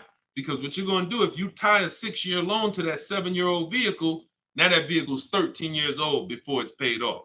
So when that transmission goes, or when things start happening because the vehicle's 9 years old, 3 years, now nightmare. So I had to create these boundaries. You don't have to use them. You can step over them. It's okay. But now you know there's boundaries. See, I'd rather you know. If you get my book, you get your copy, you get your book, Cars from Home, you'll see full of boundaries. Full of boundaries. Strategic moves, strategic shopping, ways to look at car. Okay, when I'm buying a used car, I need to make sure the Carfax look like this. I need to make sure that boundaries. You've never had them. So if you step over them now, at least you know you're stepping over a boundary. At least you know you're taking additional risk. See, if there's no speed limit, how do we know we're speeding? Once they put, speed limit 65. Okay, now I know when I step over that, I'm breaking a boundary. So this is what we are bringing to car shopping. Based on horrible circumstances that we're trying to help you avoid. Like buying a car and then it breaks down and you still have a loan on it. So that's the thing. Rule of 72 on the 10th birthday. We don't take a loan more than 6 years. And we have to have a car paid off by the 10th birthday. So if we're buying a 5-year-old car, we can take a 5-year loan. If we're buying a 6-year-old car, 4-year loan. If we're buying a 3-year-old car, then we can take a 6-year loan. Not a 7, because we're not going past 6 years. So we can't have the age of the car and the years of the loan be more than 10. That's going to create a lot less risk. Now you said, Deshone, I can't get the car that I want with a 6-year loan. I can't get the car that I want. That means in our minds, you can't afford the car. You can do what you want, but at this point, if you got to get a 7-year-old car and you got to put a 6-year loan on it, you can't afford that car. You can go do it because you're grown. You can do whatever you want, but you're taking a lot of risk. And that's all I want you to know. So if God forbid something happens, or if it doesn't happen, you're like, man, I made out. That was a little risky. But if something happens, you could say, Dad, took a little risk and I shouldn't have. You understand? All right. All right. We're an hour and 22 minutes in. You know we could go all day, y'all. I really want to continue to all you guys are chatting with a video recording. Slade, you see what I'm saying? This is what I call confidently wrong. You know what I'm saying? Person comes in, you know, look, how you feel, Slade? How you feel? All right, so look, y'all, we'll wrap it up. I will see y'all on the next one. Like I said, in the next couple days, we should have a link in the bio where you'll be able to see exactly when we're live. Jump on.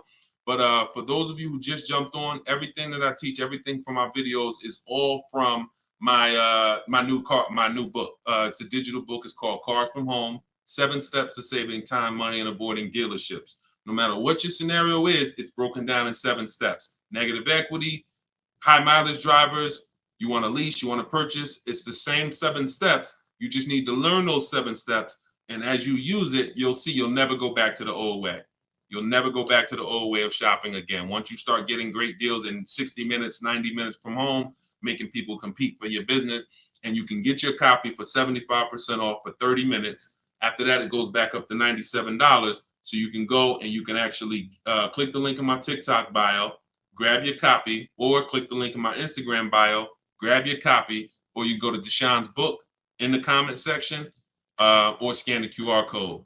All right. I see Slade getting comments. Slade, I wanted to see what you was going to say, man. You ain't, you ain't comment again, man. You know, I'm trying to probably dipped off, man. But anyway, I appreciate y'all. We will be back more for live, and I appreciate you. Tell your friends, go watch Deshone's live broadcast, because we want to peel back the curtain, man. We need y'all saving money. All right. Let's keep unlearning, keep relearning. God bless you.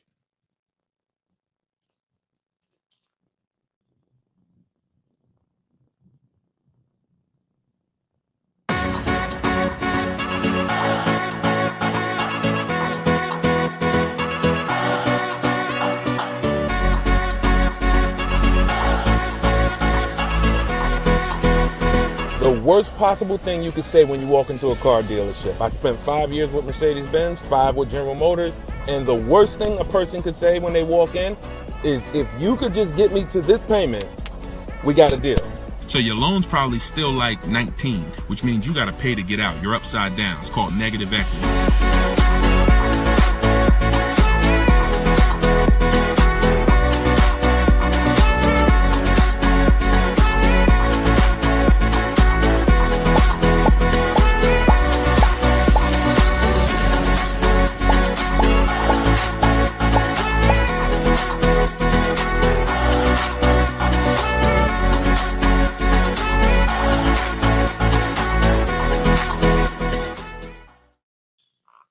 Welcome to episode 3 of Car Shopping Questions and Answers. I'm your host, Deshone the Auto Advisor.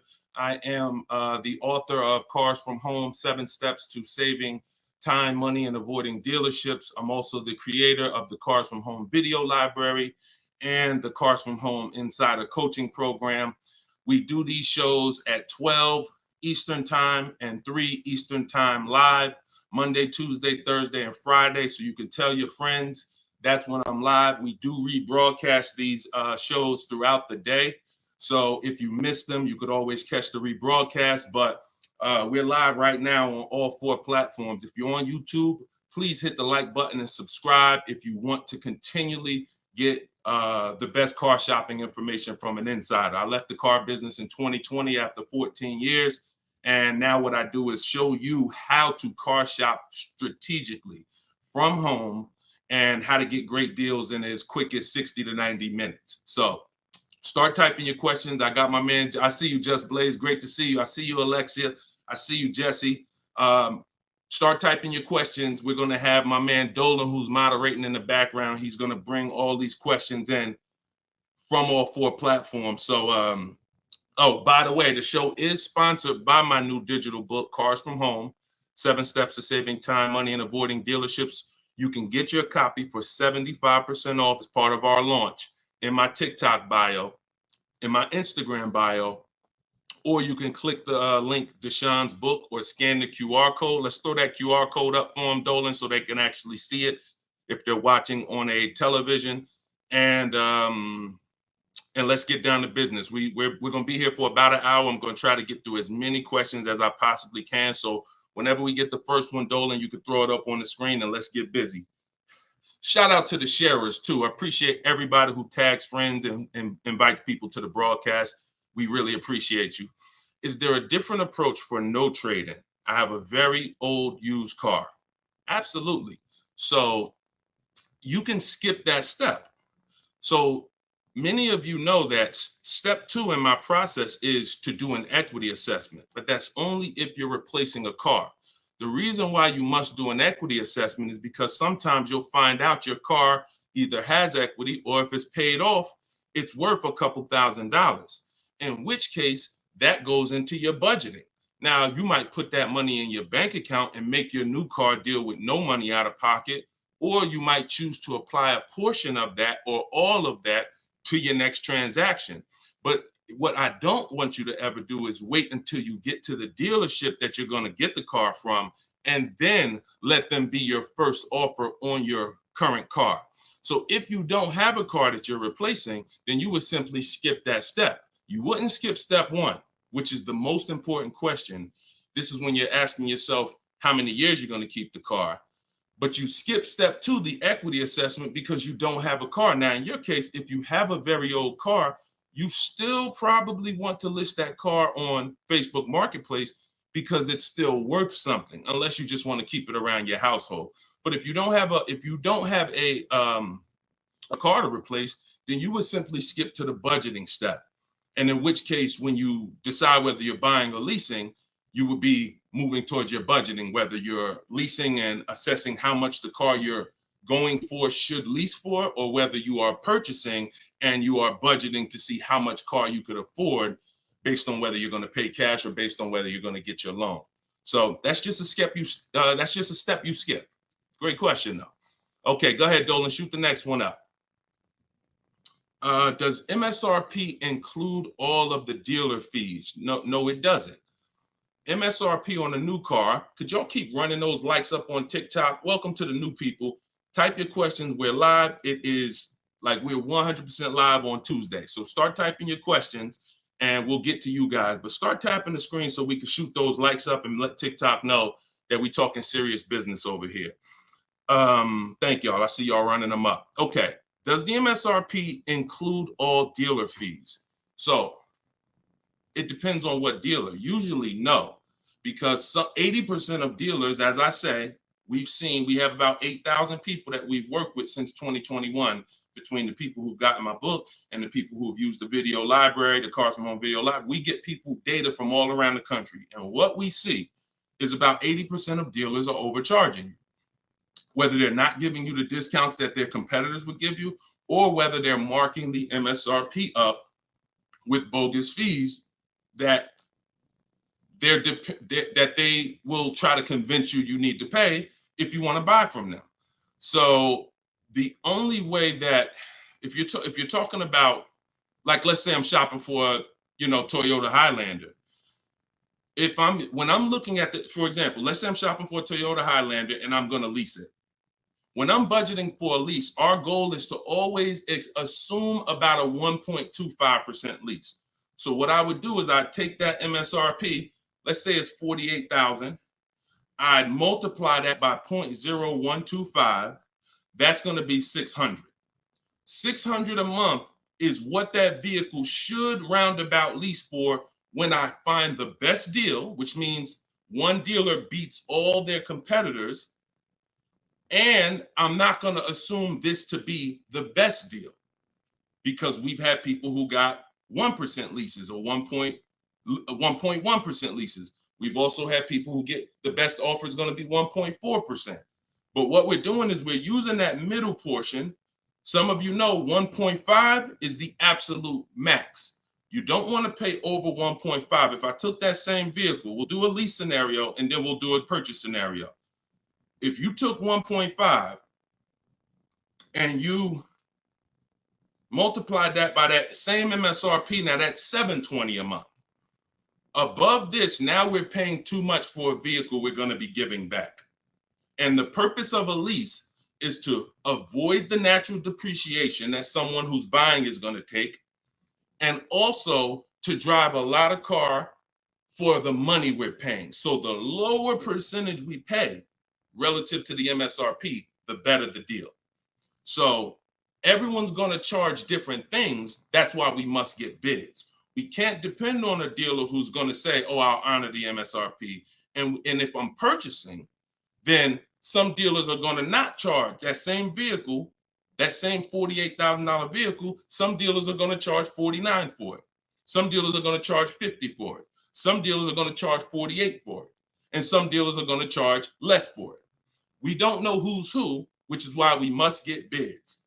And part of what I teach is, and pretty much the gospel of what I teach is how to get bids online using dealers' websites so that we can sort for the best deal. We're not negotiating for the best deal. We are sorting. Good to see you, Yank. Even though you went a little left on the program yesterday. I saw you. But I'm here now. So go ahead, shoot the next question up, Dolan.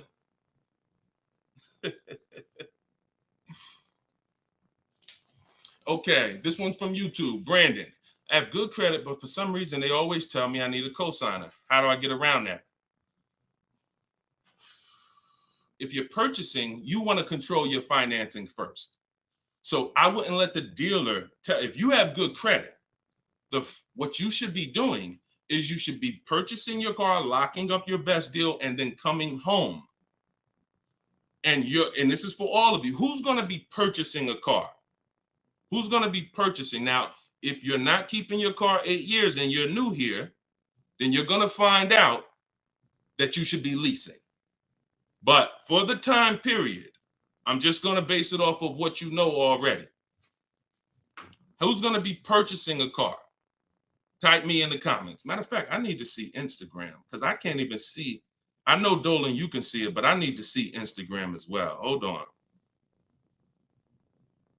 While I'm doing this, y'all type if you're going to be purchasing.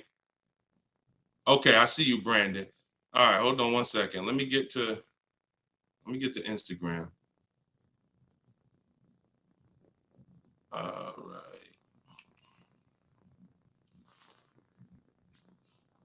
Hold on, give me 1 second. All right, I can see Instagram now. Hold on.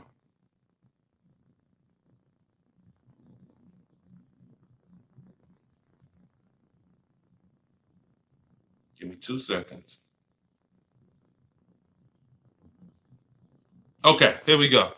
So if you're going to be purchasing, let me mute that. Yeah, I see you. She's like, please see us. I see you, LA Connects. Now I can see you. Okay. So if you're going to be purchasing, then what you're going to be doing is actually getting you're going to get your car. Do not let anyone touch your credit. No, this is for all cars, Crows. Just stay put. We talk about new cars, leases, and used cars. Stay put. Like, we got lots of people on 4 platforms. So you never want to let anyone touch your credit until you have already found your car. This is the mistake that you make because dealers are going to try to get you to commit to them. And when they try to get you to commit to them, you have to be sharp enough to know under no circumstances are you running my credit before you win the bid. Now, if you're doing it my way, you're not even in the dealer. But once you find your car, you are going to lock that car up. You're going to get a purchase order, a buyer's order. That's that long form receipt saying your information, the car, the price you paid for it, and you're going to take that home now. And that's when you are going to now go online or go to your bank or your credit union's online website, and you are going to now do hard inquiries and let all of these people access your credit so that they can bid for your interest, for your loan. So we want to guarantee we don't pay more than we could have in interest in our loan.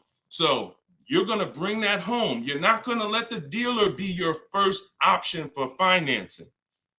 Once you do this, I call this the bank bidding war. Experian lets you do this. The credit bureaus let you do this. And once you do this, you're going to now get multiple bids, go to online. You want to be on Google, online lenders, everybody you can actually get in touch with, and everyone who bids, who does loans, let them have a shot at it. If you do this within the 2 days that I'm teaching you to do it, it's going to weigh on your credit like one hard inquiry. You'll see all the banks listed, but the effects on your score will be the same as one hard inquiry. This is called rate shopping. So you come home, you let them access. Now, as soon as you get the best offer, that's when you are now going to call the dealer who you have the car locked up with. And that's when you're going to say, hey, I got this offer.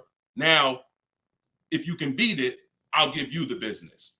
Okay? That's how you do it. That's how you guarantee. And if you look at that process, it'll work every single time. And your goal is to make sure you never leave any money on the table with a lender. And if you do that with the dealership first, you're going to leave money on the lender and on the table. And you're at their mercy. That's the bank bidding war. All right? Go ahead, shoot, and feel free to ask any follow-up questions. Go ahead, Dolan, shoot the next one up. This one's from Instagram. How do I get out of negative equity? There's 3 ways. 2 of them lead to a car, 1 of them don't. First is you do an equity assessment. The equity assessment is when you call the bank, find out your payoff. Once you get your payoff, you're going to go to, this will take you 20 to 25 minutes to do. Everybody who has negative equity, focus on this right now. You're going to go to CarMax.com, Driveway, Carvana, Kelly's Blue Book Instant Cash Offer. Do not use KellyBlueBook.com. Kelly Blue Book Instant Cash Offer. Our cars are only worth what someone's willing to cut us a check for. That's all they're worth. So these companies I'm giving you make you a cash offer. That's what we want. Kelly'sBlueBook.com. Instant cash offer. Car Guru, sell my car, and Auto Nation, sell my car. That's going to get you 6 offers. Now your best route to go is whatever your negative equity is based on those offers. If you can pay the difference, that's where you want to go. If your best offer is 21, but you owe 23, you want to pay that $2,000 and get out that car. Because the second route I'm about to tell you is going to give you a greater amount of negative equity. And then when you go to do this, you're going to see that you have less control. So your second route, if you can't pay the difference, is you must get the car from the dealer who actually you're buying the car from. You must give them your old car because you need them to wrap your loan. You need them to wrap that negative equity into your new car deal because you can't pay the difference. And 9 times out of 10, the car is not going to be worth to that dealer what it's worth to CarMax or Driveway or Carvana or one of these online bidders. So you'll find that your highest offer from the online bidders might be 21. Your highest offer from the dealer you're going to get your car from might be 19 because it's not worth that to them. So that's why I say plan A is pay the difference. Plan B is if you can't, you have to get your car from that dealer and ask them what to assess your car and see what it's worth to them because you need them to build it in. Now, if your negative equity is too much, if you have too much negative equity, then you're going to have a problem getting out because you're going to have you're going to mess up the loan to value ratio. You can't move 15 grand over on top of a $30,000 car and expect the bank to approve it. They're going to require you to put money, in which case you got to stay in that car. You either got to put the money down to get out, and or you got to stay in that car and pay down that balance. Those are the only 2 ways. And the cause of negative equity is you don't understand leasing. 9 times out of 10, I've been doing this since 2006. 90% of you who have negative equity, the cause is you don't understand leasing. In the next 2 days, I'm going to do a leasing versus buying class on this show. So make sure you are tapped in so that you can understand how much not understanding leasing has cost you already, and you can stop listening to this bad advice about leasing. Okay? All right, y'all. Listen, I'm not seeing the shares. I'm going to be honest with y'all. Y'all know I keep it straight. I'm a straight shooter. I'm a straight shooter. We live right now, and we talking about financial information that no one in this world is talking to you about at this particular time. It's not 20 Deshone the Auto Advisors out there. Tag somebody, invite somebody. Don't be selfish, okay? That's the problem. What got us into this problem is selfish car dealers.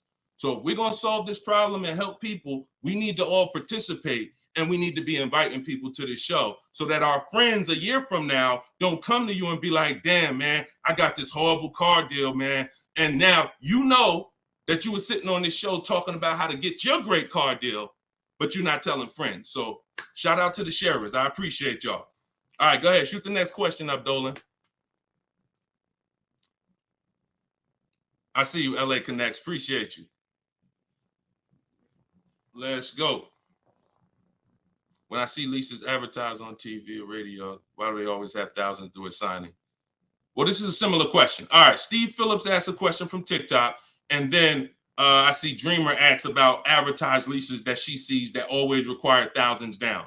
So you always tell people how to customize your lease. You do not go into a dealer. If you first of all, we only go into a dealer to test drive. If you're shopping for a new car or a lease, you should only be in the dealer for 20 to 30 minutes, and your only purpose to be there is to test drive or to pick up your car because they won the bid. This is what I teach. This is all in my book, Cars from Home, 7 Steps to Saving Time, Money, and Avoiding Dealers. You can get your copy for 75% off. In my TikTok bio, in my Instagram bio, it's a 7-step system for leasing, purchasing, new cars, used cars, everything. But part of this particular way, we shop. Shopping is not buying. And what the car business has taught you to do is mix the two into one. You go shopping to decide what you want. That's the purpose of shopping, y'all, to decide what you want. Deciding what you want is test driving, making sure your kids can fit in the car, making sure it has enough room, making sure it feels good.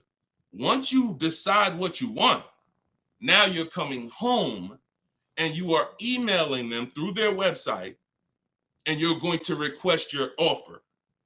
So you are not ever going to say, work me up a lease, Mr. Car Dealer. If you say work me up a lease, they're going to work you up a lease based on probably a couple thousand down, probably leave out the tax and the fees, and you're going to deal with that nightmare of traditional car shopping. You are always going to request your leases with no money down, zero. Now, I want y'all to remember this. We do not want to use this term anymore, down payment. We want to start using, remember this, and I want y'all to write it after I tell it to you. Total out of pocket. Total out of pocket. Or you could put TOP. All right? Everybody who's locked in, I want you to type TOP. Okay? Type TOP. I want to see the people that are locked in. If you've been in my master classes, we're about action here. We're not about casual nothing. No one's fighting for your money if you're not. You're not going to casually save $5,000, $10,000 and avoid this if you're not locked in. Okay, type TOP. I see you, Dreamer. I see you, Daryl. I see you, Brittany.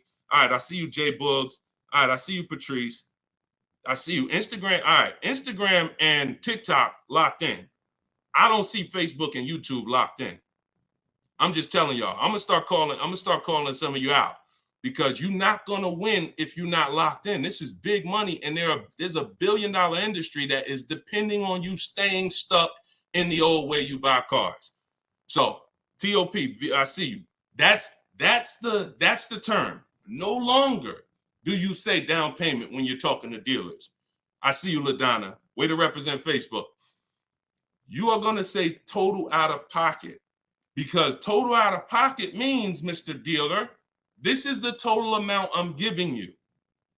Down payment can be mixed up. Down payment can mean, $2,000 down plus tax. $2,000. No, it's different than out the door. More, that's a different term. There is a place for out the door price, but in this particular case, we are using total out of pocket when we are contacting dealers to request our offers. First payment is the only thing we are putting out of pocket when we're getting lease offers. So it does not mean we're not going to add additional money later, but it does mean for the offers that we're going to look at, I need my first month's payment out of pocket, and then you give me your offer. What that allows us to do is divide that monthly payment into the MSRP of the car and get that formula that I was talking about 10 minutes ago, that 1% formula, that 1.2%, that 1.5%. You can only work this with first month's payment out of pocket. So we dictate how we want the quotes. And if somebody says, hey, 2,000 down, you're still going to come back to them and say, hey, please resubmit the quote to me with only first month's payment total out of pocket. See, car dealers, we understand those terms. We know what total out of pocket means, but what we're depending on is that you don't understand what that means. The 80% of dealers are depending on the fact you don't understand what total out of pocket means, and they can just flip it up on you. So that's what we do. It's not about advertisements. Let me show y'all something before we move to the next question. Get the next question ready, Dolan. I'm going to show you a deal that somebody in the Cars from Home library made, somebody who uses my stuff. Don't shoot it up yet. Not yet, Dolan. Hold on. This is Charles. Charles got a Hyundai Palisade. $48,000 vehicle, $48,595. We always request our quotes with 12,000 miles per year, always. If you're gonna do Deshone, I do 18,000. Then you're gonna adjust your mileage after you find your best deal. You're not gonna do quotes for 18,000. Always with 12, and then once we find our best deal, then we're adjusting. But Charles got $597 on a $48,000 vehicle. That's all he gave them, $597. So if he had depended on advertisements, he'd never get this deal. Hyundai Palisade like that, that's probably $597 with $3,000 out of pocket plus tax and fees. What am I trying to tell you by showing you this? Great deals are not advertised. Great deals are never going to be advertised. Great deals are made in the background. No one knows about them. Dealers don't even want to make them. They're sitting there saying, hey, listen, can you get them? They talk to the salespeople. Hey, can you get them to come up a little more? Can you get them to pay another, $50 a month, $40 a month? Can you get anything out of them? No. All right, go make the deal. That is what a great deal is. Not something that you're going to see on commercials advertised to hundreds of thousands of people. So forget about commercials. Commercials are for people who don't mind overpaying. People who shop for deals the way I'm teaching you to shop, our deals are never going to be advertised. In fact, when you go pick up your car, they might tell you, listen, I'd love for you to send me some friends, but don't tell them what you're paying, because I can't duplicate this deal. This deal, I can't, I don't want to do a deal like that. So that's what we do. We customize our quotes. We don't let other people customize them. And you can do deals with no money down all day long. Go ahead, shoot the next one up, Dolan. Oh, here we go. I need to purchase a car in less than 2 weeks. Trying to determine lease or purchase. Easy. Who wants to know beyond a shadow of a doubt whether they should lease a vehicle or purchase? Type me if you're just like, Deshone, I've heard this, I've heard that, but I really want to know what's best. All right, all right, I see you, Tavy. I see you, Veronica. I see you on TikTok. TikTok is commenting fast. I need Instagram. All right, I see you, Patrice. All right, I see you, The Well Life. Perfect. All right. TikTok and Instagram is on point. Facebook and YouTube, y'all got to type fast to keep your hands by your keyboards. All right, Terrence. Okay, so here is the determining factor. In my book, I teach 7 steps to 7 steps. It doesn't matter. The first step is the most important question. The most important question, I want y'all to remember this. It's tied to something I created called the 8-year rule. The most important question is, and I want you to answer it, for everybody shopping for a car, or if you will be, how many years are you keeping your next car? This is the first thing you ask yourself. This is the first thing when your family is looking for a car, your son, your daughter, your spouse. The first thing you're asking yourself is, how many years am I keeping the next car? So answer that question. What you're going to see is, if you're learning from me and you're going to use what I'm teaching you, it's going to be a system. We're not winging it anymore. We're not randomly shopping and doing things based on, all right, I think I should do this now. I think I should do this now. My book, all of this is in my book, Cars from Home, 7 Steps to Saving Time, Money, and Avoiding Dealership. You can get yours for 75% off in my TikTok bio. It's normally $97, but for 30 minutes, you can get yours for 75% off. You go to my TikTok and Instagram bio. So I see you, Latasha, 5 to 6 years. Tavy, 5 to 6 years. All right, Crowsman, till the doors fall off. Okay, The Well Life, 6 or 7 years. Everybody answer that question. 8 to 10 years usually. I see you, Terrence. Brandon Steph, 10 to 15 years. Okay, just bought the book. Hey, congratulations. Use it. Enjoy it and use it. Well, life. You're gonna love it. And make sure you write me with your success stories when you get your car. Send me the deal. Congratulations. So 5 to 7 years. So now remember this, and don't try not to say something abstract. Like long as possible, that's too abstract. Like years. What's our goal? 8, 10, 15 till the deal till it doesn't drive anymore. Whatever. We want to get a clear picture. Here's why. This is going to be your first step from now on when you are car shopping. Asking yourself this question. We're still on the overall question, which is should we lease or buy? That's the question we're on overall. Now I'm going to show y'all something that's going to help you understand why we asked this question first, and it's the depreciation scale. So I'm going to use this for you to understand. When you buy a car today, if I put a $30,000 car outside your house right now, if you didn't drive it, you don't drive it 1 mile, is that car worth $30,000 a year from now? You never touched it. You never touched it. Is that car worth $30,000 a year from now? Exactly, Dominic. No. Okay, Veronica. No. Okay, Crowsman. No. So we understand Wu-Tang Land. No. That's your first lesson on depreciation. That's something called the unseen expense. This is the expense most people are not trained to see. That's why they buy their cars and think, oh, I could just drive as much as I want and it doesn't matter. I'm not paying for the miles. You are paying for the miles.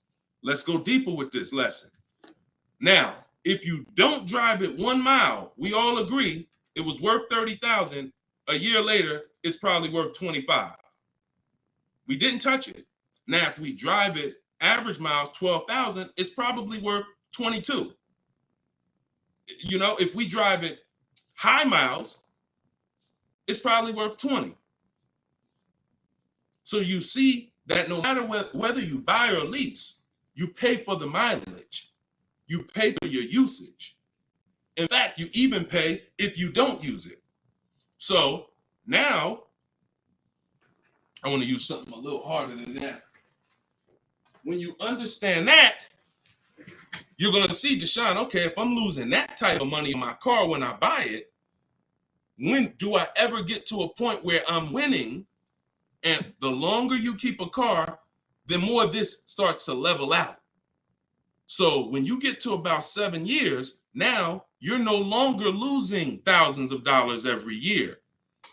This is the purpose of the purchase, is to get to a point where your car is no longer losing value every year and you can keep it and it becomes something that is an asset because it's not taking money out of your house and you're not losing money. Now, the mistake is when you people who answered, if you're a person who said 5 years, 4 years, 3 years, 6 years, your mistake is buying a car and you trying to replace it while it's still on this type of drop. That's why you're never happy when you go trade your car. That's why you have negative equity, because the asset value is so low because it's dropping like a brick every single time for the first 5 years, every single year, first 5, 6 years. How do we avoid that long term? So every one of you that said, Deshone, 8 years, 10 years, you should be purchasing. Deshone, what if I'm not keeping it that long? You should be shopping for leases, because you cannot compare. Look at Danielle. Look at Danielle. Danielle's lease deal, she got $44,000 Audi A3. She's paying $550 a month. No money down. That same car, if she bought it, would be $900 a month. Every $5,000, some of you know, is about $100 a month on a 5-year loan. Depends on what the interest rate is. So that same car that she's driving for $550 would be about $900 a month to buy. So we have to understand, the leasing versus buying question is so easy once you just follow these parameters. You are avoiding depreciation when you get great lease deals. or you're avoiding depreciation when you buy and keep 8+ years. Anytime in between that or any other strategy, you are not avoiding depreciation. The unseen expense is what's taking the most money from your household, is the unseen expense. Everybody clear on that so far? If you're clear on that, type clear. If you're clear on that, type clear. I call this the 8-year rule. You will not, if you stick to this, you will win every time. And if you break this rule, you're going to lose every time. See, I can't help you get a great deal if you bought when you should have leased. Think about Danielle's deal that I just told y'all about. $550 a month on an Audi A3. Even the person who bought and they were paying $900 a month, even if they saved another $5,000, got a ridiculous deal off the car, which we could get. We help you get the best deal. That's no problem. But if you bought it, you're still $8 something a month. So if your deal is on the wrong foundation, there's no way to get a great deal. So buying versus leasing, the most important question, the 8-year rule, is your first step always. Okay, and I see a lot of people typing clear. So good. Okay, shoot the next question up, Dolan. And I know some of you are like, Deshone, I was taught all my life, don't lease. If you weren't keeping your cars 8 years, then those people who taught you that owe you some money. They're not going to give it to you, but unfortunately, they have cost you money. I followed your process and leased 2 cars. Your approach is easy and very transparent. This is Instagram. I appreciate this. The dealerships could not hide. Appreciate you. Come on. See, that's how I want every one of you talking. That's how I want every one of you talking. We're no longer negotiating to get our best deals. We are sorting and letting people come to us. It's oil and water. You got to complete. Why do you think I represent Unlearn, Relearn? Because I know the first problem I saw when I started teaching this in 2021, I started before that, but God blew me up in 2021. You know, we got 1.5 million followers on TikTok, and everything went crazy since then. We teach, but I was like, oh, people got so much bad information that they got to unlearn. I can't put good information on top of bad information. So you got to be willing to scrap that, realize it's cost you money. It's from people who don't understand cars. They might have bought 10 cars, 20 cars in their life. Now they think they're an expert. And that's just cost you. So you got to be willing to unlearn all of that stuff and learn the new way. And that's what we do here. So I'm glad. Enjoy. I'm so glad you're empowered, Coach Booker T. You're empowered. And that's what I want for everybody. Go ahead, shoot the next one up, Dolan. I have a Jag and need to downsize. All right, we'll get to you. I see you on TikTok. I have a Jag and need to downsize. Thank you, Brandon. Appreciate all the gifts on TikTok. Could y'all keep running the screen, the likes up, tapping the screen? If you're spending time with us and you're going to spend a couple minutes with us, can y'all just every couple minutes just tap the screen, keep shooting those likes up? We get TikTok's attention. We let them know we talking about things over here that more people need to hear. So appreciate all of you. I see you already. All right, this one's from TikTok. How long can you keep a car when you lease? Asking with miles. 3 years. 3 years. We don't do 4-year lease deals. Stay away from 4-year lease deals.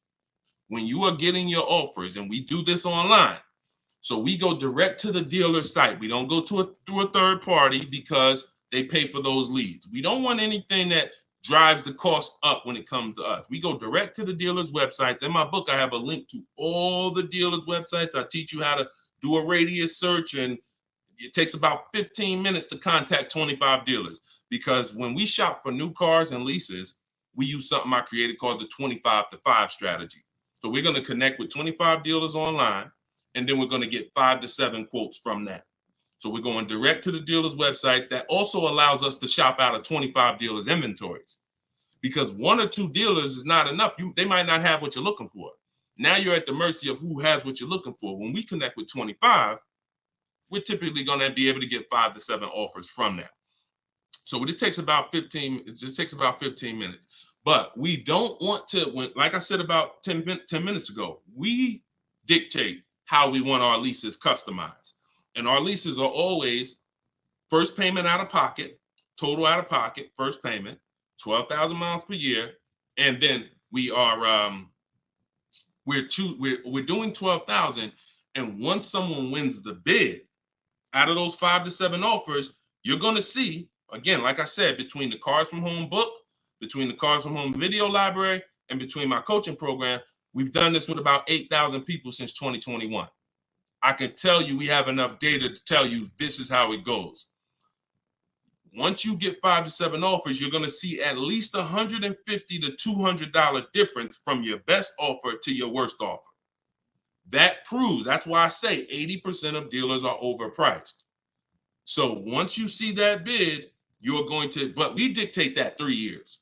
We don't let people present leases to us. We tell them, this is how I want the lease. And if anyone suggests a 4-year lease, even a 3.5-year lease is too long, because you're eliminating the benefits of leasing, which is switching cars every 3 years. I want the latest and greatest. I want to pay the pennies on the dollar compared to someone purchasing.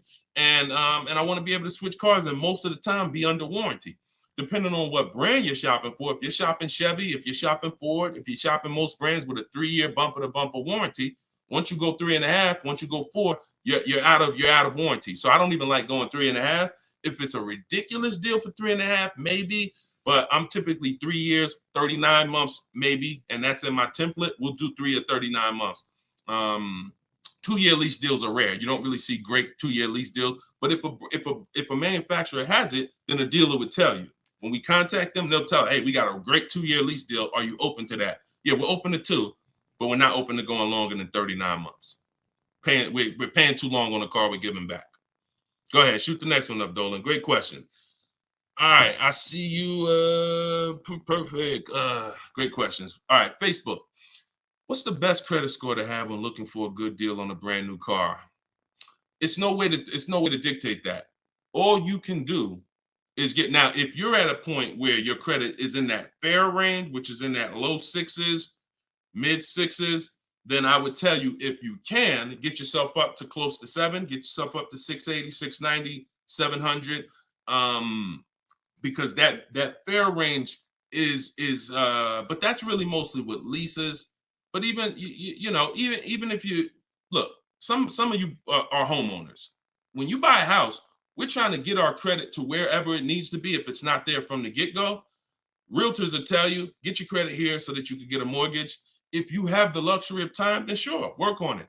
But our process, the bank bidding war process, eliminates the need for you to actually do this, because what it's going to do is going to, no matter where you find yourself at, you're going to get so many bids, you're going to make sure that whatever the best loan was that you could qualify for, you got it. I talked about the bank bidding war at the beginning of the show. So y'all know, if you're on YouTube, watch the replay, rewind it, watch the replay. We are live at 12 and 3 p.m., y'all. We're doing Monday, Tuesday, Thursday, Friday, 12 p.m., 3 p.m. We are live. Actually live, but throughout the day we rebroadcast these shows so that more people can see them. But in any time outside of that, I want you to go back and watch the replay if we answer something that you ask. And you want to find out, if you get the book, you'll see the bank bidding war that I send out with the book. That's how we get banks and credit unions to bid for our loan. But I explained it earlier in the show. All right, shoot the next one up, Dolan. All right. This one showing up from YouTube. Quick question. Would you pay $9,000 for an SUV with $164,000 on the dash? It's a 2014. All right. So great YouTube name and picture. Shout out to The Last Dragon. No. Well, look, it's car specific. When we shop for used cars, who's going to be shopping for a used car? Type a letter U. I want y'all to listen up. We use a process called the multiple marketplace strategy. This is in my, now I told y'all, our process for shopping for new cars is, or new cars and leases, is the 25 to 5. Our process for shopping for used cars is the multiple marketplace strategy, because we want to be on every marketplace that has a car. And there's 8 of them: Driveway, Carvana, CarMax, Carfax.com, Car Gurus, AutoNation, Cars.com, eBay Motors, and I'm missing one. These all have different inventory. Now, some of the inventory is the same. I've seen times where you go on AutoNation, you go on Auto Trader, and the price hasn't been updated, but you go on Car Gurus and the price has been updated. So there's a car for 36. Same car on Auto Traders is 34. So you must be on all marketplaces. But then there's a process that we use to sort down to get a quality car. First thing we're going to do is, if you are aiming for a car, you need to do a longevity check and a reliability check. This takes 5 minutes. We type in the year, make, model into Google, reliability, and we skim those first couple articles. If you see a bunch of stuff that says questionable reliability, 7 out of 10, 6.5 out of 10, that's enough to eliminate the car, in my opinion. After you type in reliability, and look, my whole process for shopping takes 60 to 90 minutes. So everything I'm telling you to do are 5-minute things, 20-minute things, 15-minute things. We do this right from home. That's why the book is called Cars from Home, 7 Steps to Saving Time, Money, and Avoiding Dealerships. So now, once you do reliability, now you're going to do longevity. Longevity is going to tell you what the data says about that car long term. If it has transmission issues, if it's not known for lasting. Sometimes the longevity records on Google will say this car is known to last 200 to 300,000 miles. So that's the first thing. Thank you, Mr. Super. I see you. That's the first thing. Before we even look at a car and consider it, we got to make sure we do that 5-minute check.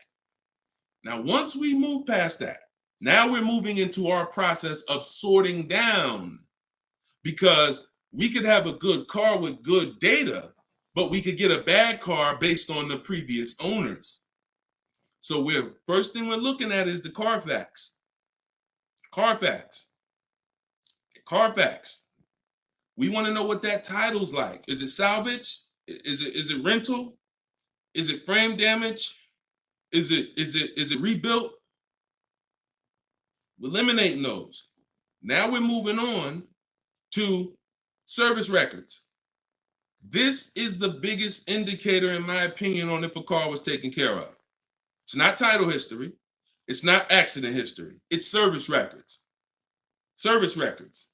So if I see a car and I see that the service has been done year by year, whether it's a one owner, and I can see every couple thousand miles, service. Great indicator. Great indicator. Opposite is also true. Hold on, Darryl, it's in my TikTok bio. You won't leave the broadcast. He said, how do I get the book? Go to my TikTok bio, click that link. You'll see a link for 75% off for 30 minutes. Grab your copy. It'll be in your inbox in a couple minutes. Okay? And everybody who's on here, you can get your copy for 75% off my new digital book. And I do updates. So anything changes in the market, I update it so that it stays fresh, it stays relevant.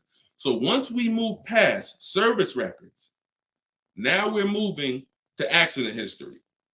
Now, all accidents aren't created equal. If you see an accident and it says airbags deployed, that's a deal breaker for me. If you see an accident and it says vehicle towed, that's a deal breaker for me. If you see an accident and it says vehicle drivable, minor accident, that's not a deal breaker for me. Depending on, I'll put it in my top 5. Doesn't mean it's going to be the one that wins, but I will put it in my top 5, top 7. So these are the things that you're looking for when you actually are shopping, trying to make sure the car is good. It's not just the year. It's not just the price. Forget about that. That comes later. It's not the mileage. Those things come first to dictate, is this a good car? Car could have 60,000 miles on it. If it has bad title history, bad accident history, no service records, it's a troubled car. So that's the system. As I said, everything I want you to do from now on is shop with a system. So you are not winging it anymore. You follow those systems. Again, there's no guarantees. But if you have a strategy and you're like, okay, I'm taking the steps to do my best to make sure that whatever I put my money in, I've done the due diligence, 9 times out of 10, you're going to win. versus just winging it? Okay, great question. Great question. Shoot the next one up, Dolan. Oh, by the way, I teach a strategy where you might not know. I'm getting ready to give y'all some game. The whole show is game, but I'm gonna get ready to give y'all one of my secret strategies. It's in my book. I got a lot of stuff in my book. A lot of stuff. But a lot of you don't know when you're on these marketplaces. Keep that question ready. We're gonna go to that next one in 2 seconds. That Carfax, many dealers have agreements with Carfax. So when you're on these marketplaces, you might see Carfax, they'll try to sell you a Carfax. What we do is we bypass we'll go to the dealer's website and we'll see if they have a free Carfax there. Because if that dealer has an agreement with Carfax, that means every car in their inventory, they'll be able to get a Carfax on the dealer's website. I told you, we use Carfax because Carfax is the only one right now that shows service records. The other auto check does not show service records. And I will not buy a car, and I would not suggest you ever buy a car without seeing service records. All right? That's what we do. Go ahead, shoot the next one up, Dolan. What does residual amount mean? Well, that's the amount that okay, so let's say when you lease, there's a percentage you pay for, and there's a back-end percentage. The back-end percentage is what they want the car back for, and they're going to sell it and, make money. Now, we'll see if we can sell it. We always see if we can sell a lease, if we can make money. We do an equity assessment at the end, but the residual amount, let's just say the car is broken into 2 halves. 40% is what you're going to pay for, and you're going to pay interest on that 40%. And then the 60% is what's left, and that goes back. That's what happens when the dealer comes back. That's when you give it back to the bank, not the dealership. That doesn't matter to us. We do not shop based on residual values, money factors. We do not shop based on that. We get bids because we can't control that. I've had people in the years come in, Wall Street finance guys come in with their finance calculators, asking me the money factor. And when I give them the money factor, we're converting it to an interest rate multiplied by 2,400. And they're like, okay, they're doing all this math, and it's not going to help them because all they're doing is one-to-one negotiating. You don't get your best deal doing one-to-one negotiating. You get your best deal by making multiple dealers submit offers and bids. So you can know the residual all you want. You don't know the rebates. What if there's no rebates? You don't know that. You don't know you don't know if I'm an 80% dealer and I'm not going to discount, or I'm going to mark my car price up $2,000 and then take off that $2,000 and make you think you won. But all I did was take off the $2,000 that I was overcharging anyway. So you don't know who you're dealing with. That's why one-to-one never works. Sitting at home and getting bids from at least 5 dealers. My way is the 25-to-5. We're going to connect with 25 dealers online on their website, send them my template. You can send them an email, letting them know what you want. In my book, I have links to my templates and my video library. You're using all my stuff and you're not talking. We connect with 25 and we're looking to get 5 to 7 offers. That's the only thing we can control. We can't control the residual amount. We can't control the money factor. We don't shop like that. It's not going to help you. In fact, it'll slow you down and it'll hurt you because you're overanalyzing things that don't even matter. And trust me, I love numbers. I love numbers. I was in calculus in 11th grade, so I can do this stuff in my daggone sleep. But what I don't want is to teach you to do that because I don't do that. It doesn't take that. None of these people that you see, look, when you see Eddie, matter of fact, hold on. When you see, look, let me show you Benita. Benita in the middle of the pandemic. The reason why I always show Benita is because in the middle of the pandemic, she got a Kia Telluride when people were paying $5-10 grand over sticker form. Kia Telluride, $600 a month, 36 months. She drove out. It's like a $46,000 vehicle. People were paying $800 a month. Some of you may know somebody who's leasing a Kia Telluride that they got during the pandemic. If they didn't put money down, they're paying $800 a month, $700 something a month, minimum. Now, one thing people will never tell you, though, is the money they put down. So don't even ask them because, people tell you, oh, I'm paying $600 a month myself. They'll never tell you they put $4,000 down, though. Never. So, but yeah, when you are shopping like this, you're getting bids. She doesn't know what the deal is going to be until she shops. And when she shops, she doesn't care about the residual value. It doesn't matter to her the money factor. None of that stuff matters. The only thing that matters is let me get my bids and see who's going to win the bid. That's it. That's it. Go ahead. Shoot the next one up, Dolan. Let me put that banner back up. For all of you who just jumped on, this entire show is sponsored by my new digital book. It's called Cars from Home. 7 Steps to Saving Time, Money, and Avoiding Dealerships. I'm the author of that book. I'm also the creator of the Cars from Home video library and the Cars from Home coaching program. You can get your book for 75% off in my TikTok bio, in my Instagram bio. It's normally $97, but you can get your copy for 75% off by going to my bios and getting it, or you can scan the QR code or go to deshonestbook.com. 75% off for 30 minutes. All right? So get your copy. Everything I teach is in there, and you can reference it for life. All right. This one's from TikTok. When I see, we already did that one. I know you're snatching all the questions, but I tied that question in, even though you didn't post it. I tied that question into the other person who was asking about 0 down leases. All right. Thanks, Dolan. Okay. This is another one from TikTok. Lease mileage is, let's go Instagram. Make sure y'all type in your questions.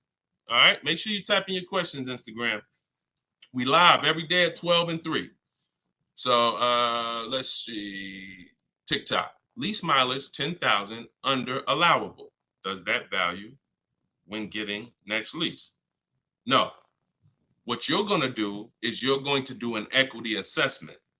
You are not going to, how many people right now have dealers calling them, telling them to come in and they can get you out of your lease, or they could trade you out of your car and put you in another car? How many people have either phone calls coming in, emails, or you get mail? Hey, Leo, good news. We need your 2019 car. We have somebody looking for that car. How many people are getting those emails or those calls right now?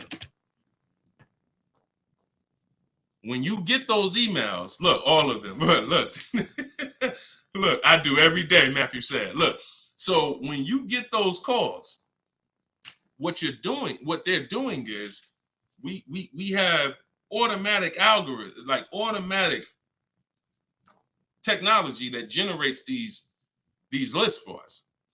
It's not that they saw your car exactly and they're like, oh, I love your particular car. So what you got to know is, what's the goal? The goal is to get you to come in and get you to have them be your first offer on your vehicle. Now, we never want a dealer to be our first offer. Hold on, Tiffany. We never want a dealer to be our first offer. We want the dealer to be our last offer all the time when it comes to our car that we're replacing. So you're going to do something, Wanda, called an equity assessment. You're going to call the bank. You're going to ask the bank 2 questions if you're leasing. 1 question if you own. What's my payoff?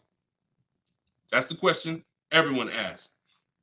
If you're leasing, you're going to ask the second question. Do I have a third-party restriction? If they say no, then you need to write that down. If they say yes, you need to account for this. Once you hang up that phone call, you're going to do this equity assessment, which is going on the 6 websites I mentioned earlier: CarMax, Driveway, Carvana, Kelly's Blue Book Instant Cash Offer, AutoNation, Sell My Car, and Car Guru, Sell My Car. Every one of those sites, if they ask you, if you have a loan, if you are leasing, when they ask you, is the car owned, finance, leased, you're going to put owned. Don't put lease, because it triggers something in their website.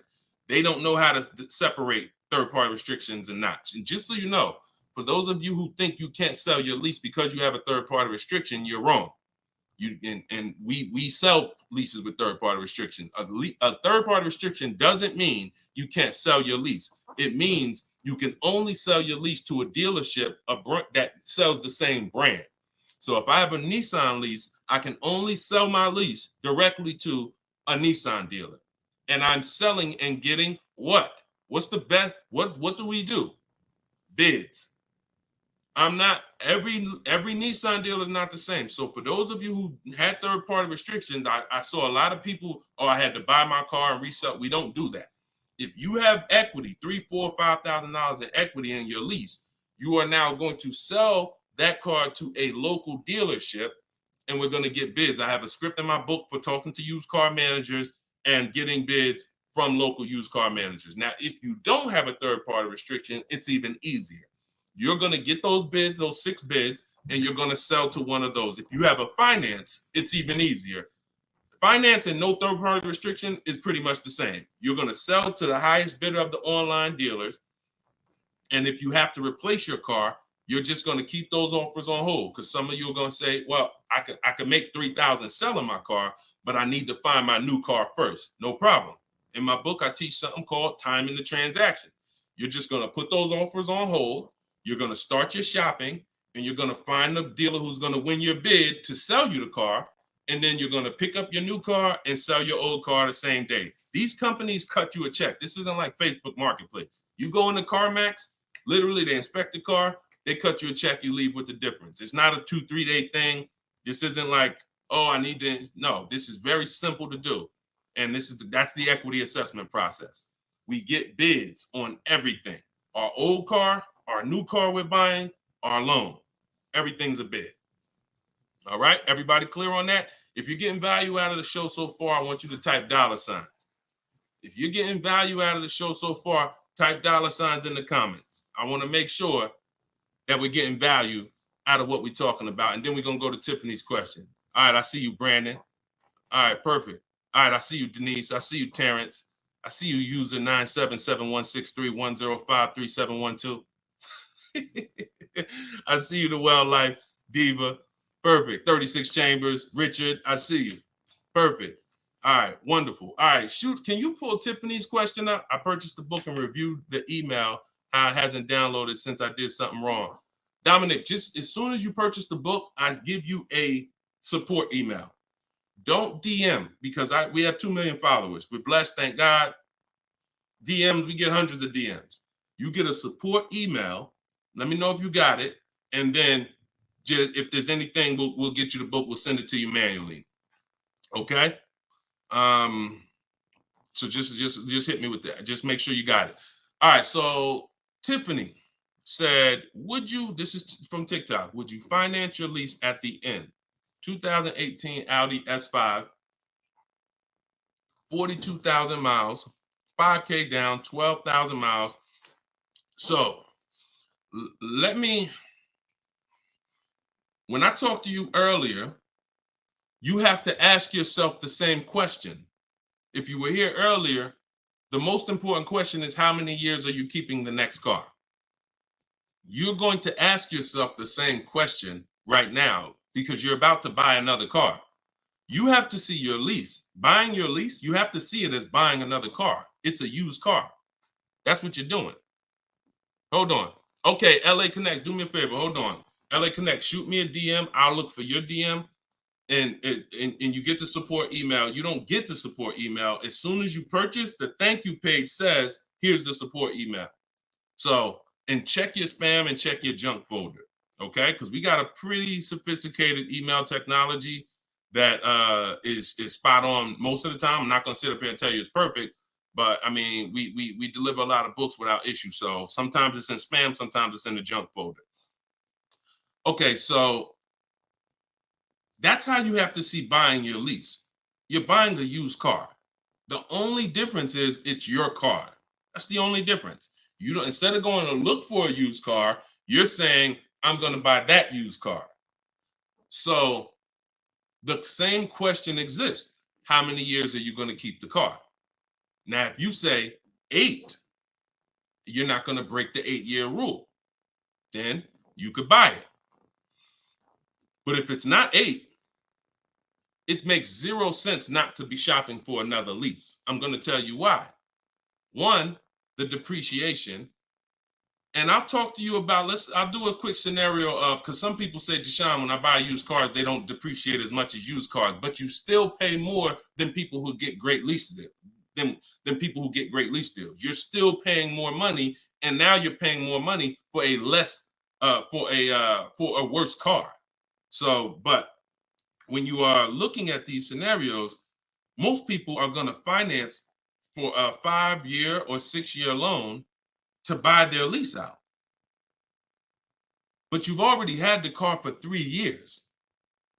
So you have to say to yourself, what's the likelihood I'm going to keep this car that I've already had for 3 years for another 3 years? Tiffany, if you didn't get if the new lease payment, if that's not the best offer out of 5 dealers, then that doesn't matter to me. Because we don't care about what one dealer says, especially a dealer who's going to try to see you. Some of you are too loyal to these dealers, and you got to stop. I'm not loyal to any dealer. No one who listens to me is loyal to any dealer. We are done with being friends with dealers. We don't need to go to a barbecue with our car salesman. We don't need to do that anymore because we need to make car salespeople compete and different dealers compete. Tons of people will walk in, get one quote from an old dealer or a dealer that sold them 2 cars, and that quote is $900 a month, and they're like, oh, I guess that's what the car costs. Not realizing, no, that's what the car costs from that dealer. That's what it costs from that dealer. Your competition is going to be $1,000 a month, $1,050 a month, $850 a month, $790 a month. I told you, when you shop the correct way, you are going to expose the dealers that are overpriced. That's why that person who came on here, who Dolan put that comment up that said, hey, I use your stuff, dealers can't hide. Because it's an exposing of the overpriced car dealers. We see the people who are overcharging us, because when we see that best offer is $790, and then we see another offer for $840, another offer for $890, another offer for $920, we realize all of those other higher price offers were taking a shot at us, hoping that we weren't going to shop them. But that's okay. We're buying from the 20% who beats their offers. So before we ever make a decision to leave, we must shop 5 offers, and none of you are going to realize that this is right. See, like I said, between my book, the Cars from Home Library, and my coaching program, we've helped 8,000 people since 2021. These are the numbers. 80% of dealers are overcharging you. And if you don't have multiple offers in front of you, at least 5, you're not going to ever find the best price dealers. And you don't do this the hard way, going into dealer to dealer to dealer. You do this sitting at home on these dealers' websites, requesting your offers, looking at offers strategically. That's why my book is called Cars from Home. My system is called Cars from Home. We spend time here. We're not in a dealership for more than 30 minutes. Okay, so getting back to your question about buying your lease, I'm not buying a used car. I'm not switching my strategy. The philosophy of going from a lease to a purchase is a total strategy shift.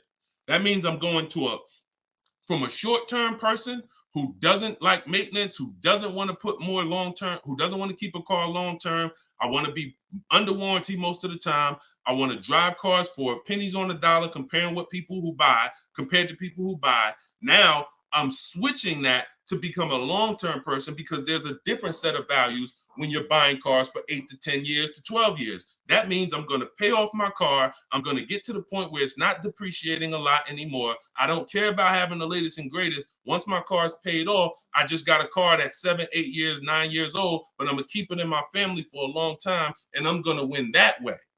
I'm going to win by having that car 10 years. The longer I keep it, the less I paid for it. If I keep a car 15 years, the less I paid for it. I keep it 12 years, the less I paid for it. So it's 2 sides of the spectrum. That's why when you buy your lease, you're going from one mindset to an entirely different mindset of buying a used car. So the best thing to do is just learn how to shop the way I'm teaching you to shop, so that you can get great lease deals. They are out here. I showed you Bonita. Bonita got a great lease deal middle of the pandemic. Middle of the pandemic, when there was blood in the street, people coming out of car dealerships with axes in their head. That's how much they overpaid. That's how much they overcharged. They got 10,000 over sticker, 8,000 over sticker. Bonita's taking deals down. We've been doing this, but the only way you're going to get great deals is to stop shopping the way they want you to shop, and start shopping the way you should shop, which is being in control, making people bid for your business. And you're going to get entirely different results. You're going to realize, dang, these dealers been overcharging me. That's perfect. That's perfect. All right, go ahead, Dolan. Shoot the next one up. We got a couple more minutes. Try to get through as many as possible. All right, this one's from Instagram. I'm reaching out to dealers. Point. I'm ready to compare price. I don't know what to say. You don't talk. If you're doing it my way, you should be on their email. Now, if you're doing it the manual way, which I'm not even going to teach anymore. I used to say on some of the older broadcasts, I would say call, talk to a sales manager. But I want to do it by email. We go to a dealer's website. We use the contact tab. We tell them what we want. And then we're having conversations from there. Now, we do that. We do that with 25 dealers. We always get a separate email. These are the little things that we must do to make our in my book, in everything I teach, it's for a reason. We get a separate email, we get a Google Voice phone number, because we're not talking to people. If we're talking to anybody, we're talking to sales managers. We are not talking to salespeople unless we're setting up a test drive.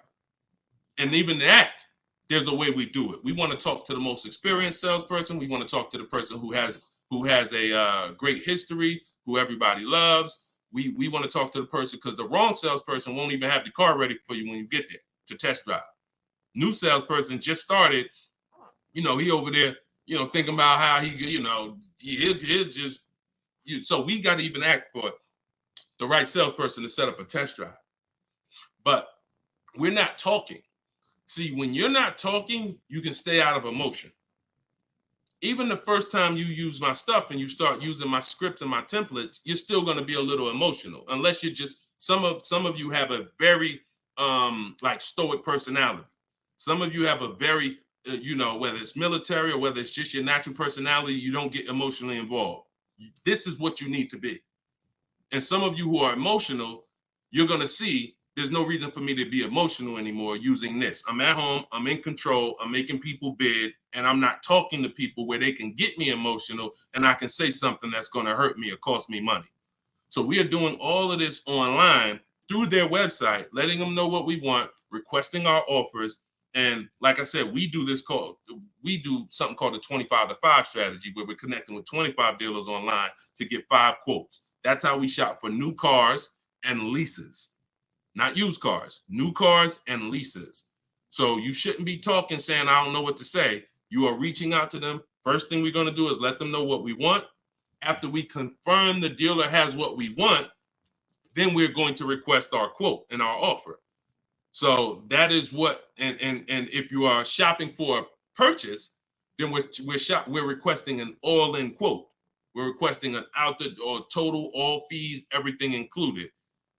And if we're shopping for a lease, I talked about earlier how we get our lease quotes and how the format that we have when we're shopping for our lease quote. So my book is $24 if you get it at the 75% off. In that book is my scripts. In that book is my templates, where you fill in your information, you fill in the car you want, and I walk you through my entire process. I also have replies in there, because there's going to be things that they say. These are trained people you're dealing with. We deal with trained salespeople. So when you are reaching out to them, they're going to say things like, hey, when can you come in? Hey, okay, I'm handling my entire process from home. And then you always end with a question. All my scripts end with a question. You should always end your email with a question, not a statement. So if they say, hey, we only car shop, we only give quotes in person. Okay, well, no other dealer that I'm talking to has said that. Should I remove you from my list, or are you gonna present an offer? Always a question, because you bounce the ball back to them. So all of my scripts and my replies are in there. This is what, and there's, but you need to keep the conversation on your agenda. You're having a conversation online with these dealers. And that's why I say separate email, Google Voice number, dedicated, locked in. You don't want a bunch of car dealers' emails mixed in your personal email. That's not how we do it. That's going to mess you up. We do not do it like that. That'll confuse you. Now you're missing emails and all of that. Separate email. All right. Go ahead. Denise is asking, can you answer my question? I want to know if I have options. Can you find Denise's question from TikTok? Dolan? You see Denise's question? Give her a second. Thoughts on, while you do that, I'm going to enter this thoughts on leasing a Tesla. There's no price negotiation. There's no price negotiation. So there's no reason to get bids. You can't get bids on Tesla. Keep that up. I'm going to get to that right after this. This is a short answer. What you need to do when you're leasing a Tesla is total out of pocket, first month payment, 12,000 miles per year, divide the monthly payment into the MSRP, like I said. And if it's over 1.5%, you're paying too much for a car you're giving back. So we still need to know if the lease deal's good. Doesn't matter. Even if there's no negotiations. Plenty of people out there that got bad lease programs that are dependent on people who don't know what a bad lease program is to come in and lease the car. And until we stop leasing those cars at these bad lease programs, when we stop, that's when they'll change. All right, it's always a buyer's market for us. Go ahead. All right, so this one's from Denise. I have a Jag and need to downsize. I'm retired and upside down 14,000.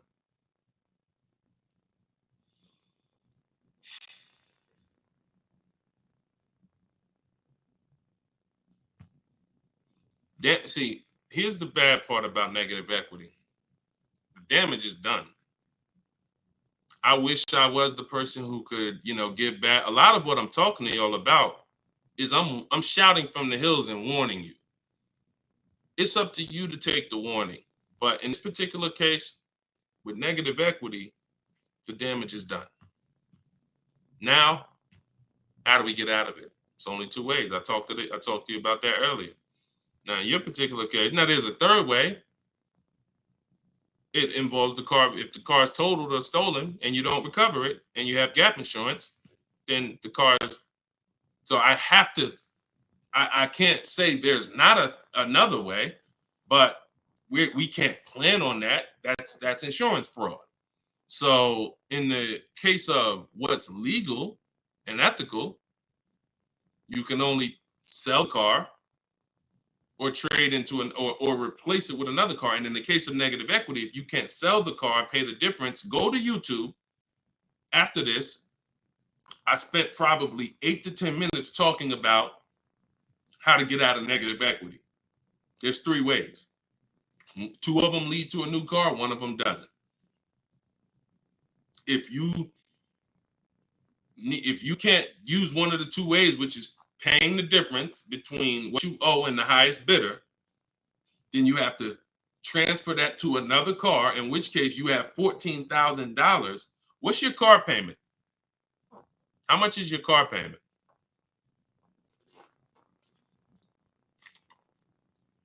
And if you need to downsize because you want a smaller car, okay, $769. If you need to downsize because what's the reason that you need to downsize? Is you need a lower payment, or you just need a smaller car? Lower payment or smaller car?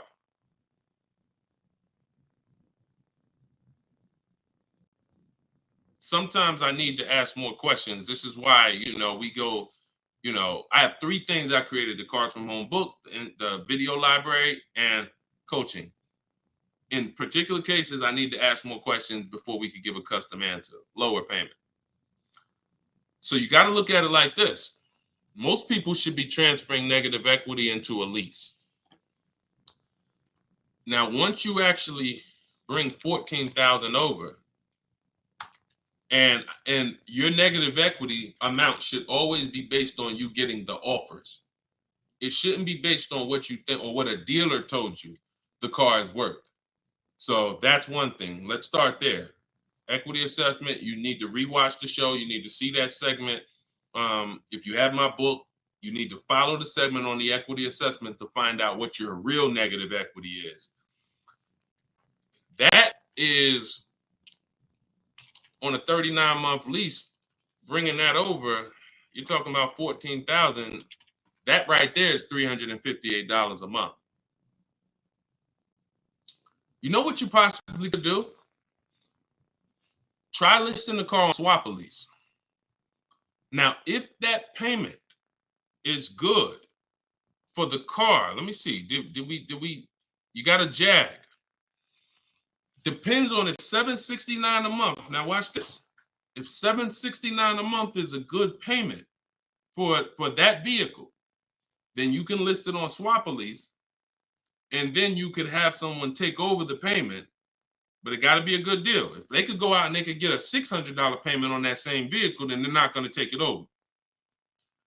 So this is another option for you to consider. Now, if it might even be advantageous to you to list that car and contribute some.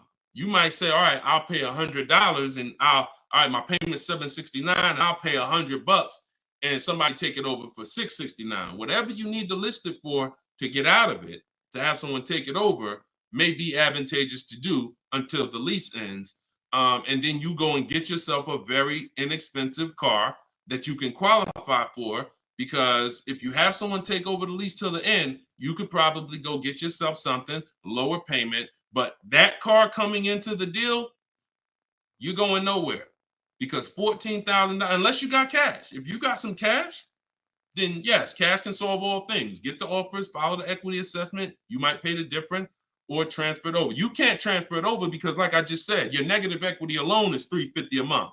And that's without the interest that's going to be. It's probably going to be about $380 a month.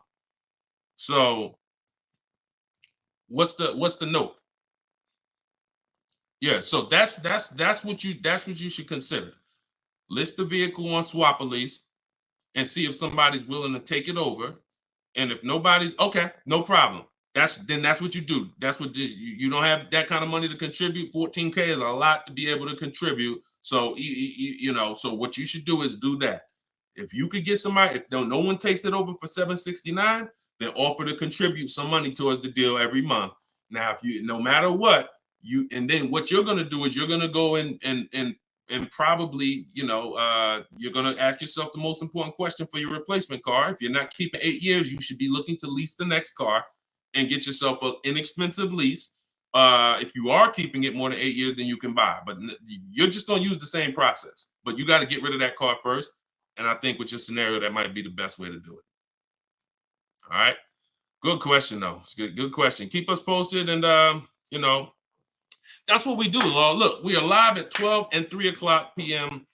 Eastern time, Monday, Tuesday, Thursday, Friday, which means we'll be back in a few for the next segment today. You can come back. We had a lot of questions. We're not always able to get to them, but you can tell your friend. I haven't really announced it because I didn't know when I was going to be live, but now we'll get to the point where we can let you know 12 p.m. Eastern time, 3 p.m. Eastern time. We're live, but we rebroadcast these shows all throughout the day, because people do get a lot of value out of the rebroadcast. But if you want to meet us live, Monday, Tuesday, Thursday, Friday, 12 p.m. and 3 p.m. Eastern time, bring your questions. And if you didn't know, my book, Cars from Home, 7 Steps to Saving Time, Money, and Avoiding Dealerships, is 75% off for 30 minutes, part of our welcome offer. So you can get yours in my TikTok bio or in my Instagram bio, or go to deshonebook.com in the comment section on YouTube or in the comment section on Facebook.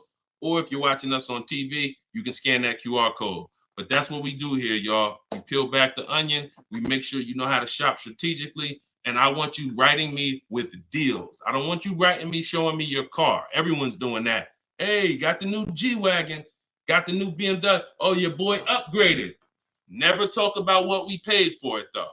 I want you writing me saying, Deshone, look at the deal I got. This was the best offer. I made dealer's bid. This was the best used car within 100 miles. I'm driving an hour to go pick it up. When you're driving 45 minutes, an hour to go get your deal, that's when you really know you won. It's not always going to be that way. Sometimes local dealers will win the bid, but sometimes you're driving 45 minutes and you're driving 45 minutes because he's saving you $3,000. So that's what Cars from Home is about. That's what my book is about. You can get your copy instantly, 75% off for 30 minutes, and I'll see y'all on the next show. God bless.